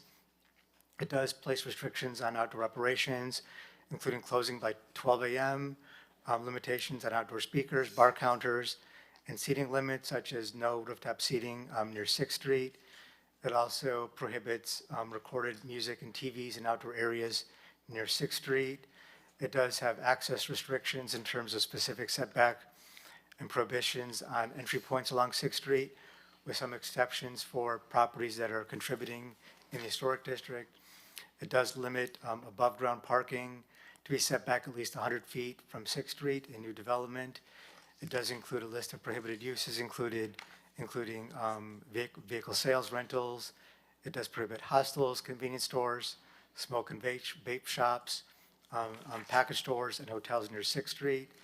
It does place height limits on maximum building heights along 6th Street. They're capped at 28 feet to 40 feet as you go further around towards 5th Street. It does provide exceptions to those subject to Historic Preservation Board approval for projects that include affordable housing. It does require pedestrian pass of a minimum of 5 feet with exception for historic buildings. It does require that curb cuts be limited to alleys, or if there's no alleys, that they be no larger than 12 feet, and does just specify, which is already in the code right now, that rooftop additions must comply with existing district height regulations.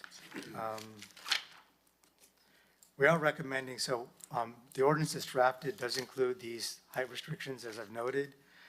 Staff is recommending that the ordinance be modified as follows. We are recommending that the maximum permitted height within the first 2 platted lots south of 6th Street shall not exceed 50 feet regardless of property use. We are recommending that that for a unified development site consisting of more than 5 platted lots, the maximum permitted height within 100 feet of the south side of 6th Street shall not exceed 28 feet, and the maximum permitted height between 100 feet and 140 feet from the south side of 6th Street not exceed 40 feet. So we're recommending a modulation of the heights. As you are closer to 6th Street, you have a lower height. You have a larger site, you can accommodate pushing more of your mass towards 5th Street. Now, this ordinance does have a very long history going back to 3.5 years to 2021. And this was last reviewed by the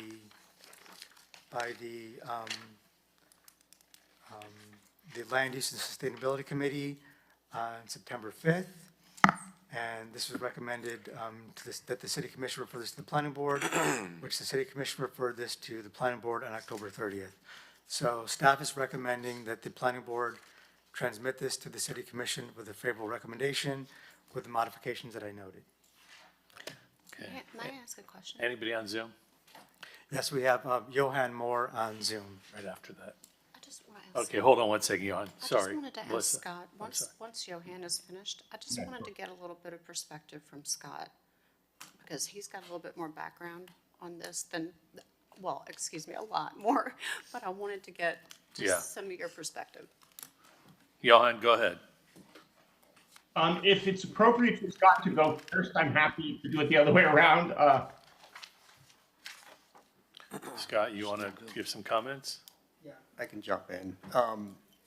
Yeah, as you said, this has been in the works for a long time, and the idea is to protect the residential neighborhood from commercial interests surrounding the neighborhood. On the east side, we have a lot of, there's RO zoning, which sort of buffers some commercial development from the neighborhood.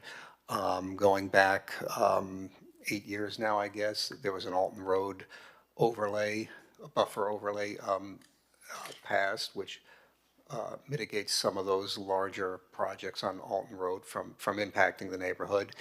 And now we're looking at doing that on Sixth Street. And I guess the impetus was that hotel that was approved on the southeast corner of Lenox and Sixth. So what we want to avoid is that kind of development across Sixth Street. A lot of it is use restrictions, which we're happy with. I mean, we would still like to see the limits on the height, the 28 feet. Is it the first 100 feet and then 40 feet further up? We understand that obviously there would be an exception for, or the HPB could give a waiver if someone is going to renovate a historic building. But I do understand staff concerns that, if we limit that, you may have somebody who wants to develop a single lot and they'd be limited to 28 feet. But I do think, staff is recommending if 5 platted lots were aggregated, then those height limits would apply. Maybe we can lower that a little bit. I just think when you get to 5 lots, you're talking pretty much, it's almost like all the way, it could be a whole block, pretty much, depending on how they're, like you said in the staff report, there's a lot of staggered blocks, nothing's uniform there. So I just think that may allow, maybe a smaller development to go rather large, closer to Sixth Street. So I'd say 2, but 3 aggregated lots. When you say platted, let me ask you one question. The typical plats are about 50 feet wide. 50 feet, okay. So you're talking 250 feet back. If you're going 5 platted lots, yes. Yeah, I think it should be, maybe less than that. Because right now, I believe it's, if I'm correct, 200 feet to the, what I call it, there's not really an alley, but like the midpoint between 5th and 6th Street. Right, the blocks are probably around, the depth is probably around 400, a little Yeah. over 400, yeah. So if you're talking about 4 platted lots, you're going back about Halfway. all the way. Maybe 4 would be okay. That way, if somebody aggregates, see, my concern is if somebody just, let's say, aggregates 3 lots, then they would have a rather large, well, depending on how wide they are, but 150 feet by, let's say, 400 feet lot. And a lot that large, they can still build up to 50 feet on Sixth Street. And I would still say I would limit it to 2 platted lots. And that's what I'd like to see.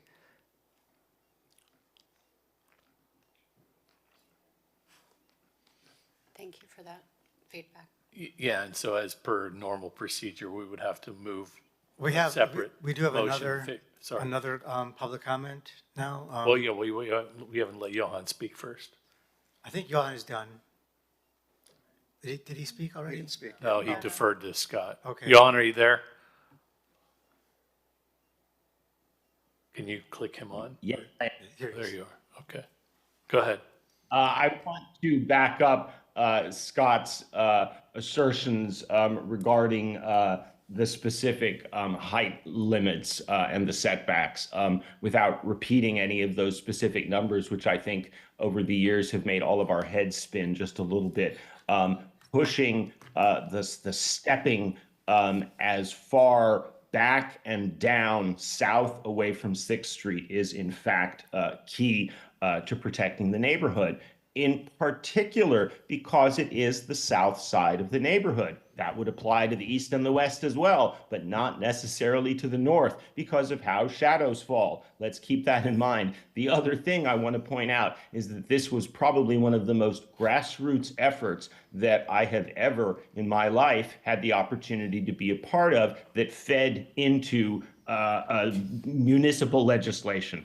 This really reflects the desire of the neighborhood, and as you, I hope, accept it, it should, I believe, be kept in your minds. And to riff on Michael's earlier comment about perception, this will, I think, stand as a neighborhood standard that developers who might come to us for Washington Avenue or for the Lincoln Road South lots, for instance, might assume would be a good idea to adhere to in terms of the proposed restrictions. Thank you. Thank you. You have someone else? We have a next caller, Charles Fisher.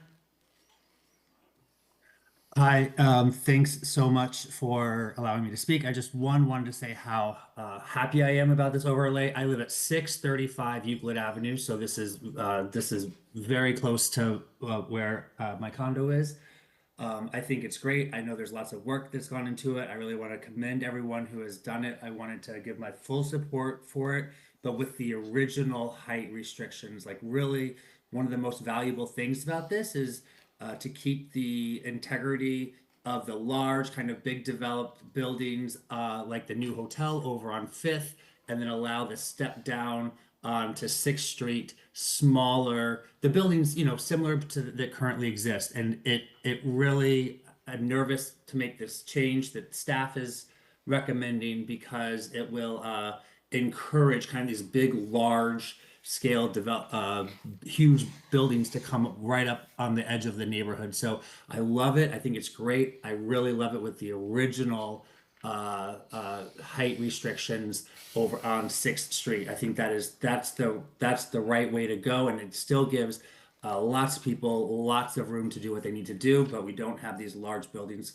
coming up to us on 6th. So my recommendation and my ask is that we approve with the original height restrictions. Thank you all so much. Thank you. We have another caller, Mitch Novick. Hey, Mitch. Good afternoon. Hey, good afternoon, Mitch Novick. I manage a property at 610 Jefferson Avenue. Of course, I'm concerned with the impact entertainment uses may have on the residents in my area. I largely agree with Johan and Scott's comments. Perhaps 3 or 4 contiguous lots is a more reasonable threshold, as 5 lots may be problematic for development. Thank you. Thank you. Anyone else? And that concludes our callers on Zoom. Okay, close the public hearing. Well, first, any other questions or comments from the board? Because if not, what we would do is pass it favorably and then make a separate motion to encourage any changes you think were appropriate. Yeah, I do understand staff's concern. I mean, I'd like to see if it's more than 2 platted lots aggregated, then the height restrictions apply. I think 5 is too many. would support that. All right, so again, that would have to be a separate motion. Right. You could make that motion as part of any recommendation for approval. You could- Okay. you could I thought we transmit- usually did them separately. You but- could transmit a favorable recommendation with this change, Okay. which could be, But we encourage this change. yeah. Right, okay. All right, so Scott, you want Then to move it? I'll make Okay. that motion that we approve this and with the recommendation that if more than 2 lots, platted lots are aggregated, that's when the height restrictions of 28 feet and 40 feet apply. Okay, can I a second? Can I, sorry, I didn't have a chance to speak and I was looking something I up here. asked. My apologies. Go ahead, it's all right. You know, I actually was involved with this at the very beginning about 3 years ago in a couple of the meetings. And so I'm really happy to see that it's kind of come, or it's moving along. And now I'm on the board to help recommend its favorable recommendation to the city commission. I was looking up, because this is along Fifth Street, and the staff analysis talked about a future transit corridor. And I wanted to see what are the requirements that Miami-Dade Code has on future smart plan corridors.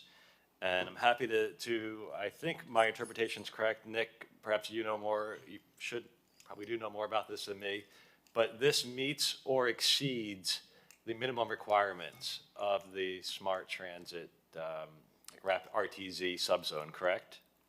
I know that staff did a very detailed analysis when the county's RTZ ordinance went into effect as to whether any of our zoning regulations would be preempted.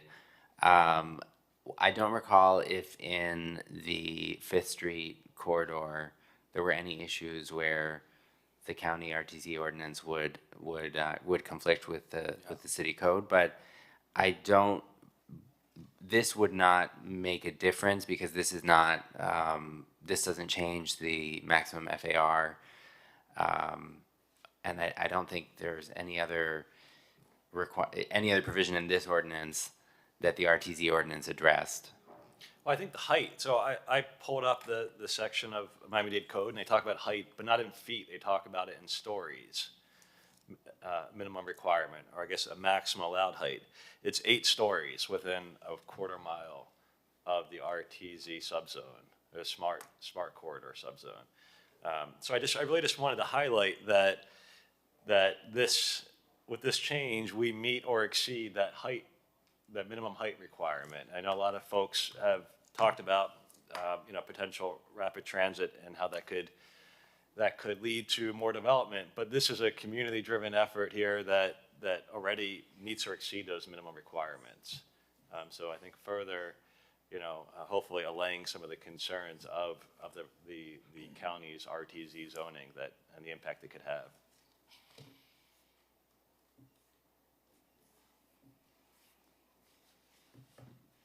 But yeah, but you said again, you were not sure about the height, but I think it's 8 stories, which is not how we. We'd have to look at that, Matthew. Yeah, Okay. we'd have to look at that. If we eliminated stories from our zoning, we just talk about height now versus So how do you stories. deal with a conflict, if there is one, where a code that perhaps supersedes ours or could? Well, the county has authority to do that. When we looked at this closely, and it's been, I think, a couple of years, we were confident that that our code was either consistent with the RTZ ordinance or more, or even more permissive, right?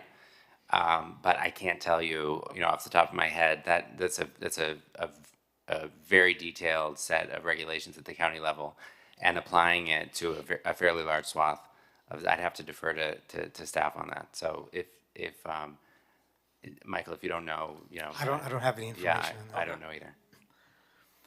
But I do have a question on, so I'm trying to understand what Scott's recommendation would be for the heights. So as drafted, the ordinance says that the maximum height within 100 feet of south of 6th Street, so that'd be basically 2 platted lots, the maximum height does not exceed 28 feet. And then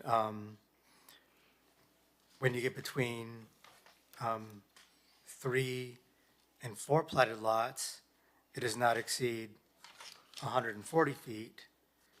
And then only when you go beyond that, can you go to the maximum of 50 or 55 feet? No, what I'm saying is, if somebody just aggregates 2 platted lots, they can build up to the 50 feet. whatever Okay. they're correct. Only if they aggregate more than that, 3, 4, 5, then those height restrictions take effect. In other words, what we're saying is, if they aggregate all those lots, we want them to push the mass of their project more toward Fifth Street and away from Sixth Street. That's the Gotcha. idea. So basically, only if you have 2 platted lots or less can you go to the 50 feet along Sixth Street. If you have more than 2 platted lots, then those height restrictions apply. Correct. Okay. Okay, that's the motion. Do we have a second on that? Elizabeth. Second. All right. Elizabeth seconded it. Okay, with that recommendation, all in favor? Aye. Anyone opposed? Okay. All right, I think your lunch is here, so we're going to take 10 minutes or 15 minutes for a quick lunch break.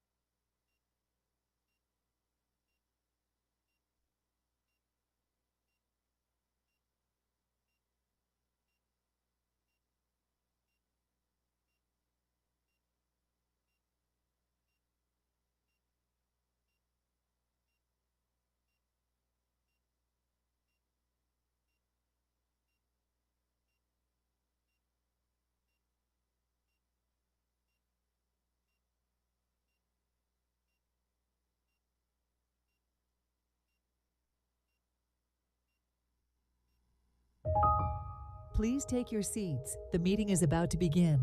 Remember to speak into the microphone, as this meeting is being recorded for public record. Please stand by. We are going on air in 5, 4, 3, 2, 1. Okay, welcome back. We are on to item number 18, courtesy notice requirements for residential tenants, Planning Board File 240732. But Michael, before you do that, I have a couple questions after Sure. reading this. What is the rule as far as, we have to allow anyone from the public to speak for 3 minutes. Is it just Miami Beach residents, or is that? No, anybody can come and speak. They don't have to be a Miami Beach I mean, resident? typically, the board will ask where you're coming from. We've had some applications before where we've had like high volume of people maybe appear on Zoom and they're coming from another state or whatever, just to Right. speak on an application. So that's why the board members asked for their address so they can, provide Right, weight but to we the- have to allow anybody to speak. Okay, then the second question is, so in this ordinance, I get the point of it.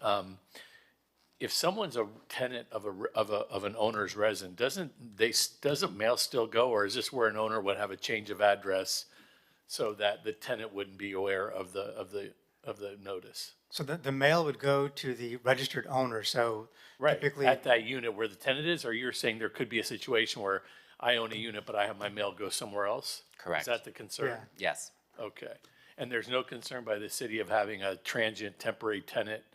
I guess they could speak anyway, right? So it doesn't matter, it's just about getting notice? No, I mean, we've had people before, which we have curtailed. We have, in an extreme case, we've had cases where, say, a property owner, a developer takes owner of association and files an application, makes an application, and has not notified the actual property itself and those people within the property. So we do make sure that if you file an application for a property and it's a condo association, all those property owners that are part of the property that's part of the application, those are notified. So that's not what this does. So this basically, if I can just. Yeah, go ahead with the intro, and then I have one more this is, question for you. Again, PB 24-0732. This is courtesy notice requirements for residential tenants. And this report begins on page 155 of the board packages. So currently, the land development regulations require that a notice for land use board applications be mailed to all property owners only, within 375 feet of the property that is subject to the application. So if I have a residential building, I own that building, but it's an apartment building, none of those tenants get notified of the application. They may see a posting on the site or a Herald notice, or in the future, we're going to be, noticing it on a county website, but there's no physical notice to a property, a tenant, unless they own property. Oh, so it's really for apartments, rental buildings is the real Really, yes, point yes. behind it? Yes. Because you have a lot of tenants that are tenants of owners. Right, they in would a not get, condo. they would not get a notice. So what this does basically is require that, as part of the application, that the applicant also has to, notify the residential tenant. So it wouldn't apply to, say, a commercial tenant operation where you have commercial units, but it would apply to. Right, no, I get residential that, but tenants. say, I get apartment buildings, because they're rental buildings, but if you have a condo, I own a condo and I rent it out because I don't live here, or whatever. I mean, obviously, this would apply to any tenant, but how would that come into play? So if I was the person doing the mailing list, I would go through and cross-reference, okay, these are the mailing labels for the building. Which mailing labels are going to the property itself, and which ones are going off-site? The ones that are going off-site also mail to that same unit Okay, number in the I building. got it. And the applicant will be responsible for that Correct. cost? Correct. Okay, got it, all right. And this is something that, in transparency, the city commission is trying to, provide more notice to not just property owners, but also tenants as well. And so this was referred by the city commission on November 20th, and it was reviewed by the Land Use and Sustainability Committee October 14th. And they did recommend that the planning board transmit this to the city commission with a favorable recommendation. And just to confirm, did the city ever fix the issue on the commercial side? Meaning where it was only going to the operator but not the landlord? What was the issue? I remember when we were dealing with, what was that club? That was about violations. Yeah. Emmy. Oh, I So think it may have been only- because who is the the agent on record and what their address is for the state, that is something that, that's how we send out those notices. That's something that a Commissioner Bott, I believe, has increasing the notice distance requirement, as well as the mailing requirements, instead of it going just to, say, an entity that may own a shopping center or, a whatever building, that it would have to go to each tenant as well, because whoever owns that whatever building could live in Columbia, for goodness sake, or wherever. And I think this it seems like a little bit of a companion item or something along those lines. I'm not sure about what you're talking about in terms of commercial properties. This only applies to. It would be for residential also, but commercial and residential. Like, you'd have to notify, because if you're going to demo a building next door to you, say, for instance, if you're within 375 feet, you could be 5 seconds over the line and you won't get a notice. And it would just go to your property management company as opposed to each individual owner, and you may not know. So I think this is sort of the same thing, but For residents. Yes, but not demo. This only applies to land use board applications. Right. Right. Yeah, I was just curious separately. Right. Yes. Unrelated. And I think, Yahiel, I think your question is about, it was a code violation. Correct. And we could check with code, but I'm just curious if we ever kind of closed. that was a specific instance where the violation was only issued to either owner or operator. It was not only the other. issued to the rooftop. operator. It was the, That was the Emmy Club by the Right. We 42 also had that Collins. issue with, with Lincoln not Lane. timeout Lincoln Lane, that was it. Anyway. I don't know what that is. Is there anyone on Zoom on this item? There's nobody on Zoom with their hand Okay. raised. All right, it's pretty So straightforward. would the applicant be responsible for providing mailing labels? Is that how it's Correct. going to be done? Correct, yes. Okay. Well, I thought they pay for it in the city. Well, no, they have to provide the actual mail notices. They pay the city. We actually generate the mail notice, provide the postage, and we send it out. But they give us the list. Oh, like how would I get the list? I mean, I don't. There are companies that provide those services. I thought it was something that the city facilitated. That's not. No, the city provides a list of companies that have told us that we worked with in the past to provide that service. The additional thing here is that, for example, for say a residential building it's an apartment building, the public records are going to be that one property owner. So it's up to the property owner to give us the unit numbers and the mailing address for those tenants on their property. It doesn't have to. It may not say the actual name of the tenant, but it's going to say a resident or. Right. It doesn't burden the city with more work. I mean, it's all done. And it's not in conflict with any state laws or any DVPR kind of real estate, anything? Not that I'm aware of. Not to give notice. I don't think so, because it's just supplemental. It's just additional. It's an additional mailing. Okay, because they just came out with that new, you can't interfere with landlord-tenant relationships and things like that, but that's null and void here. That's a great question. And no, since this applies to development applications, Okay. we think we can be stricter. Okay. Motion to Melissa? approve? Okay. Yep. Favorable All right. recommendation. Ms. Yule first motion, Melissa second. All in favor? Aye. Anyone opposed? Okay. All right, the next are two companion items. Planning Board File 240735, Housing Impact Statement Requirement for Development Applications, the Comprehensive Plan Amendment, and the LDR Amendment. And these applications begin on page 163 of the board packages. And this was referred by the City Commission on November 20th. And this was recommended by that the Planning Board review this by it was recommended that the Land Use and Sustainability Committee had recommended that the Planning Board approve these ordinances. What this does is create a policy in the comprehensive plan, which basically states that the city shall create a definition for a housing impact statement and shall include a review of such statement for applicable projects as part of the development review process for all land use boards. This is page 163, the board packages. Okay, thank you. So in conjunction with that general policy statement, what would be stated in the land development regulations is a definition which would state A housing impact statement shall be defined as a written analysis provided by an applicant seeking approval from a city land use board, which outlines how a development project will impact existing and proposed residential units within the property that is the subject of the application and how such impacts will be mitigated. At a minimum, this document shall contain the following, and this is now on page 166 of the board packages.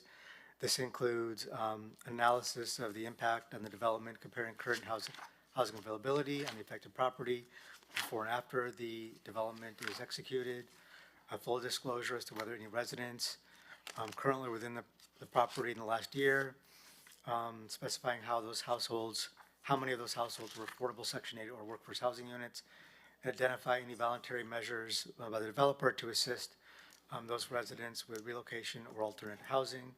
Now, this is pretty much provided for tracking purposes only and would not serve as a basis for the approval or denial of a conditional use application. For example, if you look at the project that was continued this morning for 1250 West Avenue, if this was in place, their housing impact statement would probably state that there are approximately 250 one-bedroom apartments on the property that could be classified as workforce housing, and those units will be eliminated as part of this development.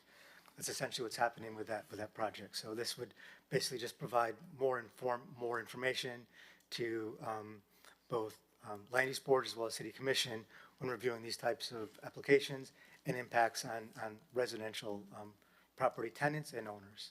What was the impetus for this? Meaning, I guess, what? I don't know. I think the city realizes that we've been losing residents, and so this is to quantify and sort of document, why are we losing residents? Because this, we're having new development push out existing residents, and just to document the number of units being lost. But I don't know if, meaning what's the total unit count, I guess, on a high level from the city? Do you know that? Haven't we been losing people because we're not building new residential stuff? Well, it's not just a matter of unaffordable, and it's not a matter for example, like the case I gave. It's not a matter of just building new. We're taking away. If you take away 250 residential housing units, where are those people going? And that's sort of what's happening with the 1250 West Avenue site. Got it. This would just provide more tracking information so the city could establish, what's happening with the development that we're approving, or do we want to encourage this zoning change that's going to result in this impact to residential units? Anyone on Zoom? Now, to answer your question, though, the Census Bureau does track things such as housing units, the size of the housing units, the owner occupied versus rental. It's very granular, actually. So I know, it's way too granular. But it answers your question, though. You can look at trends, not just the every 10 years the census, but they do surveys every single year, the American Community Survey. It's in the ordinance. In 2010, the U.S. Census indicated the city of Miami Beach had a population of 87,779. 2020 indicated the city of Miami Beach had a population of 82,890. Between 2010 and 2020, it lost a net total of 4,889 residents. And in 22 census, estimated the city of Miami Beach has a population of 80,017, reflecting a further loss of 2,873 since the 2020 census. And that is in the ordinance. I don't have an issue with this. I love it. Motion to approve? Yeah. I'll second. Okay. This is the first one now, Planning Board 240735. All in favor? Aye. Aye. Anyone opposed? Okay, 7-0. Motion to approve? Okay, motion approved 240733. Can I get a second? Second. Okay, Melissa? All in favor? Aye. Anyone opposed? Great. Okay, last but not least, Planning Board File 240734, increasing and enhancing porous surface requirements for parking lots and driveways. I have some comments on this too. Give me just 1 second.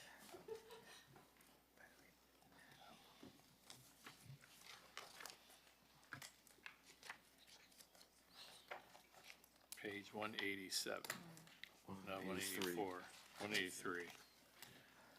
So this report is the last on our agenda today. This is on page 183 of the board packages. And the goal of this is to increase the pervious requirements throughout the city. We're also trying to align with the county requirements.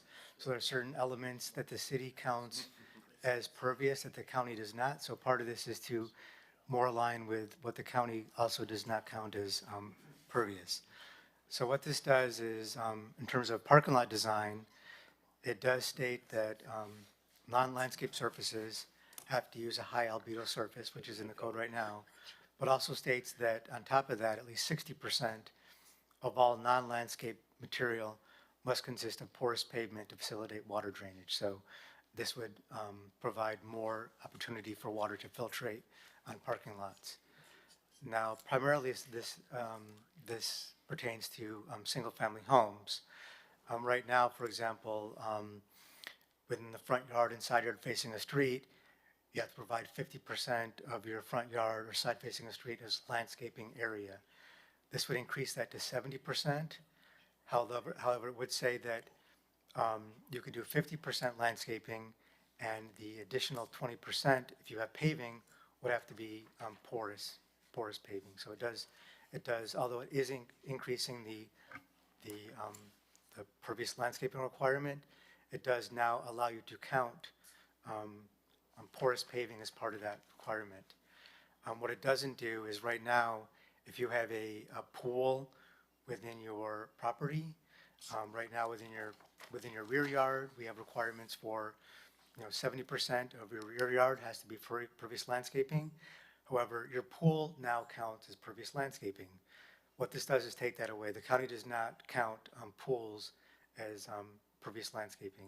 Yes, it may hold water, but it's going to overflow. I have a pool myself. It overflows all the time in the summer. I'm always having to let water out of it. So this basically no longer would You have allow. to refill it in the winter. Yeah, this no longer allows pools to count towards the pervious open space requirement. We did receive an email today. I think, Brian, I found the email that you referenced. It was regarding this application. There was an architect raising the issue that if we no longer count pools as pervious, then he's going to have to reduce the yard. But right now, our required rear yards are as little as 20 feet. So our rear yards right now are already very small. This would just require that, yeah, you could have part of your pool in your rear yard and count and not, and you still can meet the requirements, but no more than 30% of your required rear yard could consist of a pool or non-porous surface. So you still could have a pool in your rear yard, but the majority of that's going to be not within your required rear yard. So that's what this legislation does.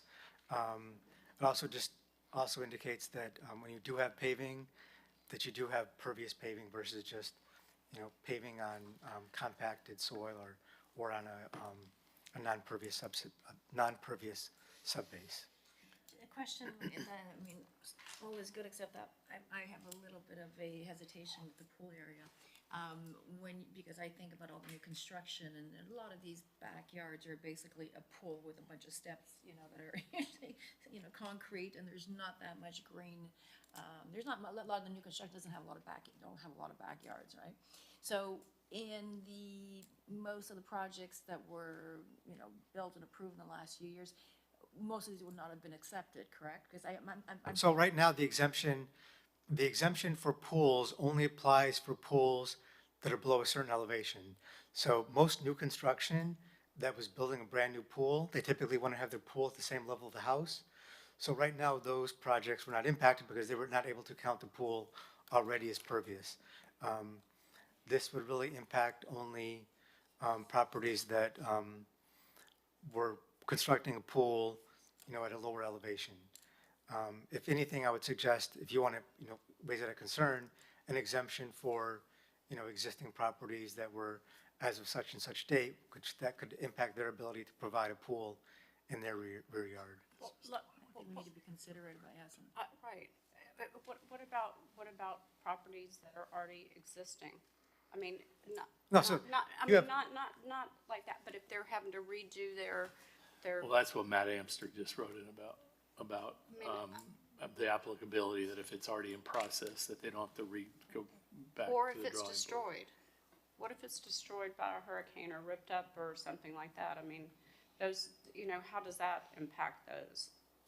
Well, I guess you could suggest that the city commission put in a section that would allow them to rebuild what they have as of a certain date. We have that for front yards, so we have a provision. As you know, the city has raised front yards in a lot of areas, and until not so long ago, you only had to provide 35% landscaping in the front yard. So there were homes that were approved that had more paving in the front yard, and the city has allowed them to rebuild what they had approval for, even though it doesn't meet the current requirements. As long as they met the requirements at the time when that was permitted, they could rebuild that. What about, so, I know this is this is not affecting actual, driveways or any of that kind of stuff, but I've noticed on our beach walks and even down on Loomis Park, we've already built with pervious, some pervious surfaces and also with pervious joints, and those materials are improper. They're not the right material, and they're already cracking, and those cracks they're gonna keep expanding. How can we apply this to make sure that we have the right materials as well as bring this to the city as a whole? Is that possible? Can you make sort of a suggestion there that because North Beach is cracking all over the place. I mean, we've got joints that were this that are now I think there's probably a separate discussion to ask the city commission to take a look at. I think this doesn't really relate to the permeability and pervious requirements That's why I was trying to see if you could make it So, one. I personally, I have problems with the pool removing the exemption for pools. I mean, especially nowadays where we have the 50% rule where if you're gonna, do more than 50% work on your house or the value of it, that you have to raise the house. I mean, already people are having difficulties in trying to increase the value of their homes. It's extraordinarily expensive. For people with smaller lots, one of the ways you could increase the value of your home without having to raise your whole house is by perhaps adding a pool. And then you'll have a problem because you've already got a small lot, then you've got to remove your front pavement, the pavement in the front of your house, and then, I mean, it becomes hugely expensive. So I think it's sort of, and kind of consistent with what the email that we received, you're penalizing, houses with smaller lots, which, there's more and more smaller lots these days. And this is a gift, you're able to do whatever you want if you have a big lot. So I don't think I guess, I get the intent, but I don't think that the pool size is gonna really affect, sustainability and, water drainage, so much so to make an actual impact as much, to balance out the impact it would have on people who have lots that are 10,000 square feet and below. So I would remove that portion of it. That's my. I think needs more study. Is there an issue with not being in compliance with county regulations? So right now, I think the city the county has a requirement in terms of overall permeability requirements for a site. And based upon our analysis of a typical site, we do not meet those requirements when counting the pool as pervious. So is that an issue? Meaning, is there? Yeah, I think it is an issue. I think. Is this something that we have to do, or is this something that, because I mean, personally, as someone who just went through the process of redoing their house, and you see kind of the pools other people are building, I mean, they're essentially just, if you have a normal 9,000 square foot lot, you're now allowed to build a bathtub for a swimming pool. So, the more that restrictions that we put on really reduces the usability, A. And B, I mean, I love landscaping and, we fully landscaped our house, but I think people should have the ability to have a circular driveway if they want, with pavers or whatever that might be. I mean, So being so restrictive for what people are allowed to do that we're really. So I do think, and if you want, we may want to continue this till next month and I can go back with more information, but I do believe that that unless the city has provisions that are at least as stringent as the counties, that we have to comply with the county requirements. And as currently in our code, we cannot comply with the county requirements. And if we don't comply, what happens? I mean, we haven't been in compliance for who knows how long, so I guess what's the issue with? I'd have to come back to you. I don't know. Well, I'd rather not speculate on that. I mean, I think the county could, you know, the county could raise the issue. The property owner could theoretically be issued a code violation under the county code. So there are issues. And so the county does have authority. You know, as this came up earlier on another item, but the county does have authority to preempt us. So on this one, I think that particular change, we should be consistent with the county. And that's why part of the reason we did this, because we did an analysis based upon what the county told us earlier this year, and with the idea to rectify that. So I believe we had to indicate to the county what we're doing to rectify it, and it has to be in place by a certain time. I don't like a lot of this. I don't mind, personally, a little bit, I mean, the front yard part, there's a lot of alternatives to making the pavers or the driveway pours. I think there's enough ways to work around that. I'm really concerned about the backyard. You're really determining for people, which is their space, and I think that we have to reevaluate certainly that part of it. One thing you might want to look at is maybe if the lot's over a certain size, then the pool wouldn't count. Just something to consider. Yeah, but honestly, Certain like size if lots. you mean if it's really small versus. Yeah, in other words, if you have a large enough lot, then the pool would not count toward your open space. But on a smaller lot, then it wouldn't, or it wouldn't. Did I say that right? On a small. Making sure that the small houses are not penalized from it. Correct. But you're also seeing a lot of the houses that are being built larger with smaller backyards. So then, I think it may be more study. Yeah, so it sounds like we should continue this for more, Right, because oftentimes too, as you can think about it, and it always shocks me, because for someone who likes a big backyard, the number of these multi-million-dollar homes that are built where it's all the way to the line. yeah, it's literally from Zero here lot to line. where With a that's the bathtub. water, and all you have is a pool and a deck there, and that's all. There's no backyard. So which also means that there's a front part that has a lot of landscaping and grass and all. So I just it doesn't work the way the way people are living right now to be restricting the backyard agree. like that. I So, agree. Michael, is this perhaps a byproduct of some of the larger lot coverage ratios that are allowed now for single-family homes? So I think, so the county has a requirement for a certain permeability for the entire lot. We don't have that. We have it based upon front yard, rear yard. We don't have a requirement for Well, what the about side doing yards. more like the county and let people decide where they want to put their green space or not? Like where instead of restricting it to front and back, then it gives people the freedom to manage that, and to make the numbers work in their design. I just think it needs a little And then bit we're more also too more aligned with the county, which makes it a little bit easier most of the time for people to navigate when they're trying to figure out what they. I think I can come back to you with some information from the county. I think it would be good, though, to be on the same page with what we consider permeable or not permeable. And I think it would be better to have, either a number and an exception, because it either it is permeable or it's not permeable. But again, you can have river rock, you can have little. Yeah, that's what I say, it's easy, it's easy to accommodate. So I think we all agree that people can accommodate the permeability with paving. I know when we do my driveway, it's gonna be 100% permeable pavement, because I have a lot of water issues on my property, so it can be done. I think the issue really is the pools. Yeah, so do more saying also an applicability clause as to anything that's in process or been approved already. Yeah, so that was a suggestion on the applicability clause. Yeah.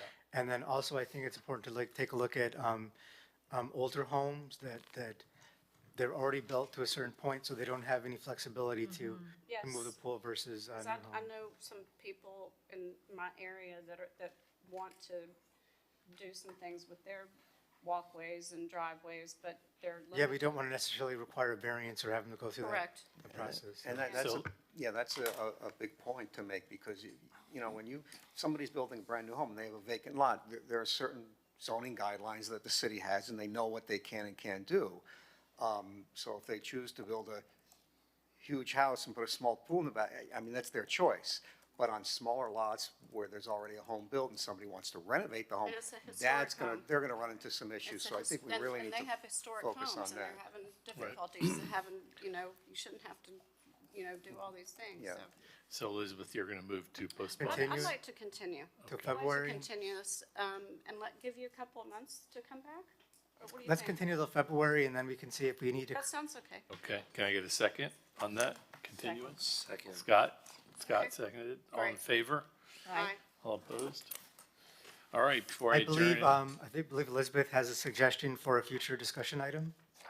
Oh, I'd like to talk about bringing back the Bancroft at 1500, it's not 1500, yeah, it's 1501 Collins.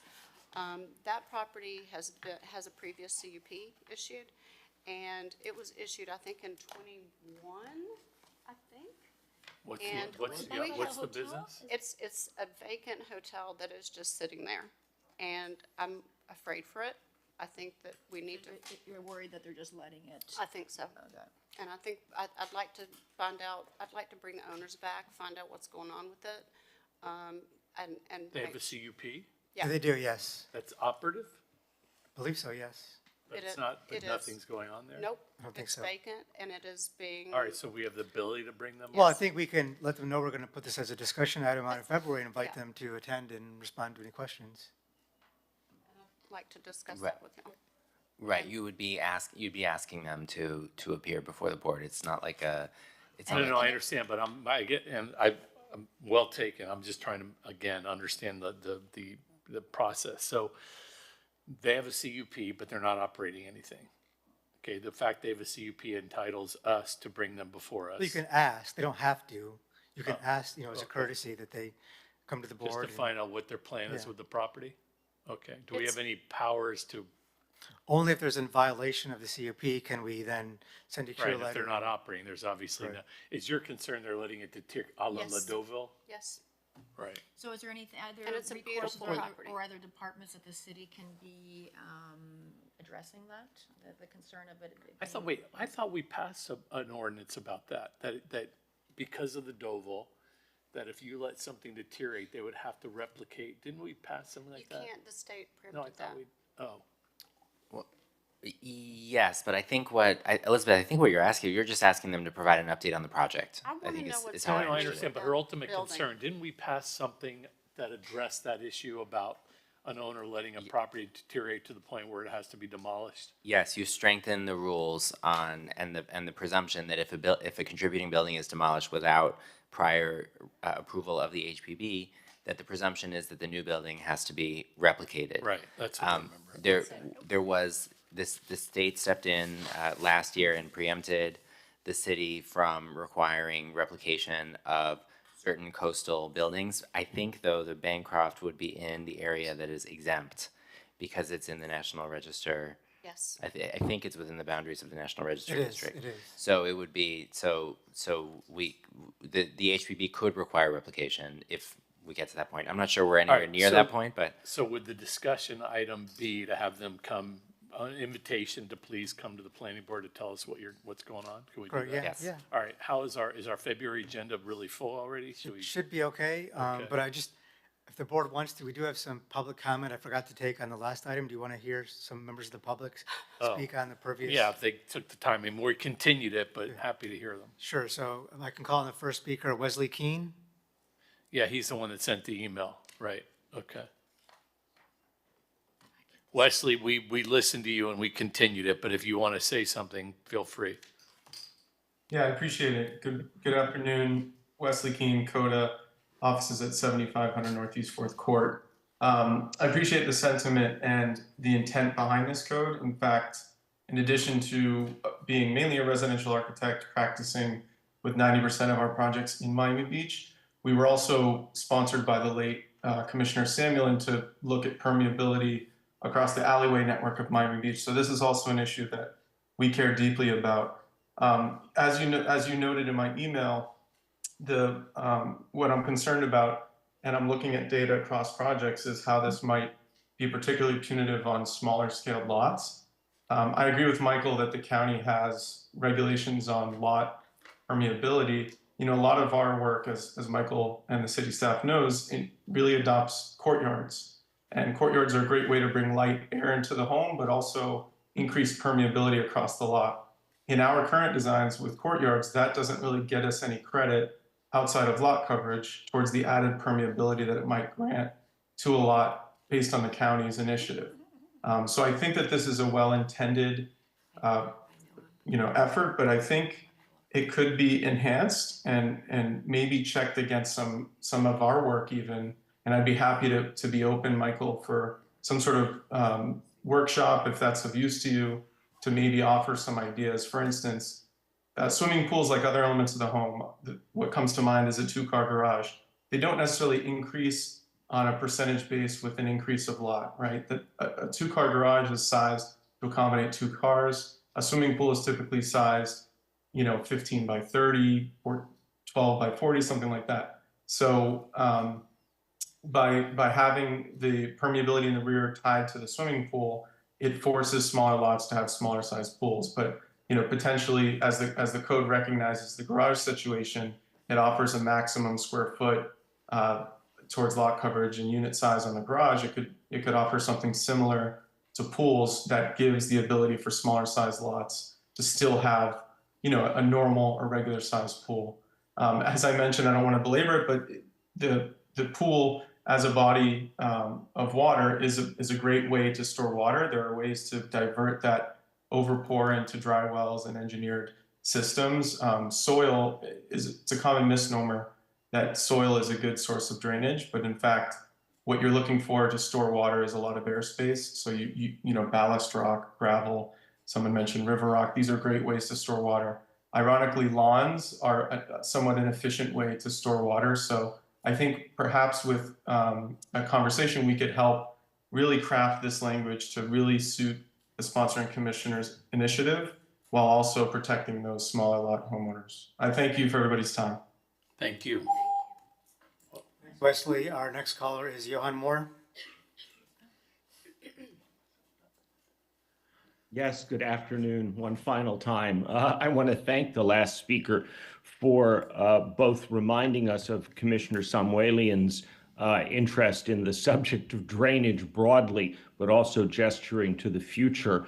There has been a fair amount of discussion, both within the neighborhood, my neighborhood, and within Sustainability Committee about the specific subject of porous pavements. And I know that that is only an aspect of this and a rather prospective one. But as we move forward on behalf of Sustainability Committee, which had a rather lengthy discussion about this recently, I would urge that as you move forward, you specifically ask for the city engineer's views that we found very important regarding where porous or pervious pavements are located. If they are located too low, they will have the opposite effect under heavy rainfall conditions, where the water will in fact bubble back up through them. And I'm specifically talking about the pavements. This is not some implied objection to lawns or what have you, quite the contrary.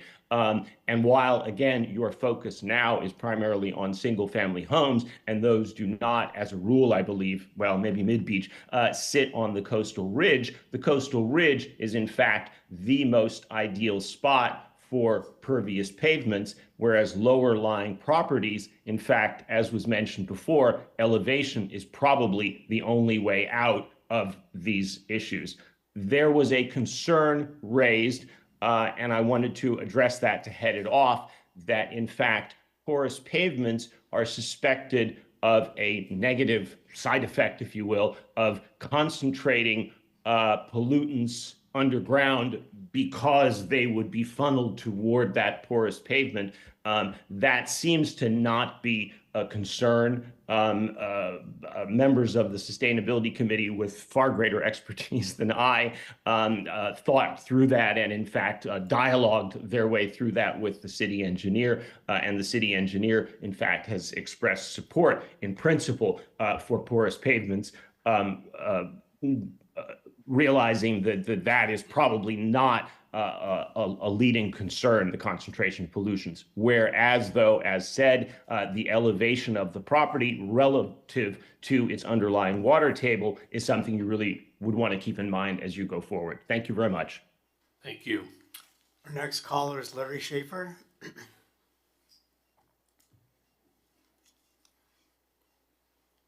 Sorry there, I'm unmuted now, I believe. This is Larry Schaefer, 233 81st Street in North Beach. I want to make mention that pervious concrete has an additional issue of maintenance. Unlike traditional concrete, pervious concrete should be vacuumed every 6 to 12 months to remove sand and soil that might develop in the voids that are within the pervious concrete. And that's not something that everyone plans to do when they pour concrete that are expecting to fix it and forget it. But if you want to have pervious concrete and have it pass water through, you need to make sure that the voids are clear of debris over time. And if you want to see an example of some failed pervious concrete, you just need to walk up the beach walk to 87 Terrace, where I believe David Martin's team put down some pervious concrete. You can see it has failed already with grass growing through it. And so I'm not sure if that's a maintenance issue or an issue with the mix of the pervious concrete there, what they added to it. But there are some failed pervious concrete already right here. I would also say that if you increase the pervious coverage, front, back, or side yards, be prepared to see a lot more gravel. Gravel's a lot easier to put down and doesn't require a permit. It's a lot easier to maintain than grass as well. So I don't know, is it more attractive to see all this gravel in people's yards? Of course, people with money can buy better pebbles. They can buy river rocks. You can even get pink Bermuda river rocks and import that. But I would bet that many homeowners would take the easy route and drop a bunch of gravel down. So please expect to see more of that if you increase the pervious requirements. One more idea is that you can also do floating deck style walkways. Basically what that is you put down landscaping fabric, you put down a bed of gravel, and then you do a little pressure treated framing, and then you put deck boards on top. And that allows you to elevate your walkway 12 inches, maybe 18 inches. And that way, when you get flooding, you can walk outside of your house just a little bit. Now, these floating deck systems are legal without permits in the city of Miami and other municipalities, but I'm not quite sure if the building department would allow you to put a floating deck system in Miami Beach. So these are just some ideas. I'm glad that this group has continued the item because I think there's some discussions that can be had and resources and people who could contribute to this topic. Thank you. Okay, our next caller is Jennifer McConney.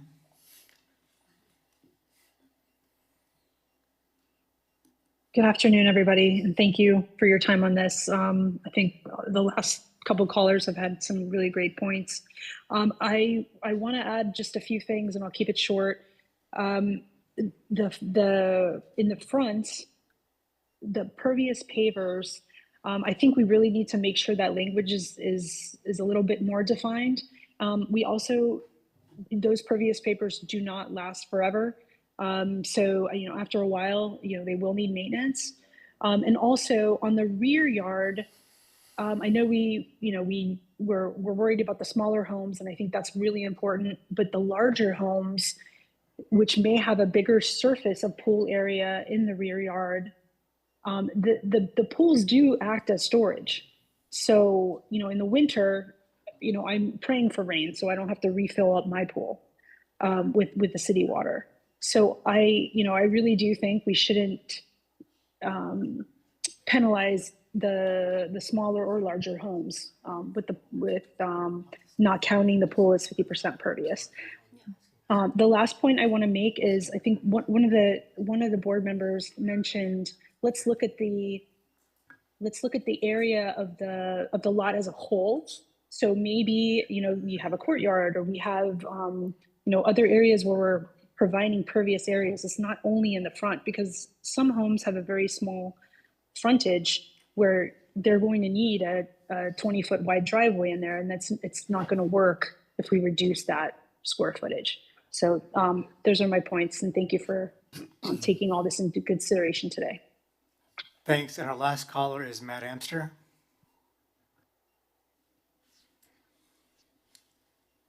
Good afternoon. Matt Amster with the law firm of Burke, Howardell, Fernandez, Larkin, and Tappan. Offices at 200 South Biscayne Boulevard. I'll be brief. I have listened to and appreciate the discussion as you seek to find the right balance for resiliency and sustainability. I also want to thank you for acknowledging the efforts of many in-process applicants. I did share an applicability clause by email and heard that that likely will be included. We do need to make sure that people who've put in months and months of effort and design is properly acknowledged and do not have to make substantial changes. We look forward to seeing the revisions next month. Thank you so much. Thanks, Matt. All right, Mike, you got your work cut out for you. It seems like the people have spoken. Sorry, I'm sorry. I put So with that that, on you. we're going to put, we've continued that till the February meeting. Right. We're going to place a discussion on the Bancroft next month and notify the property owners. And with that, that concludes our agenda unless anybody else has any other business. Thank you. Adjourned. Thank you. Thank you. See you all Thanks, next everybody. month.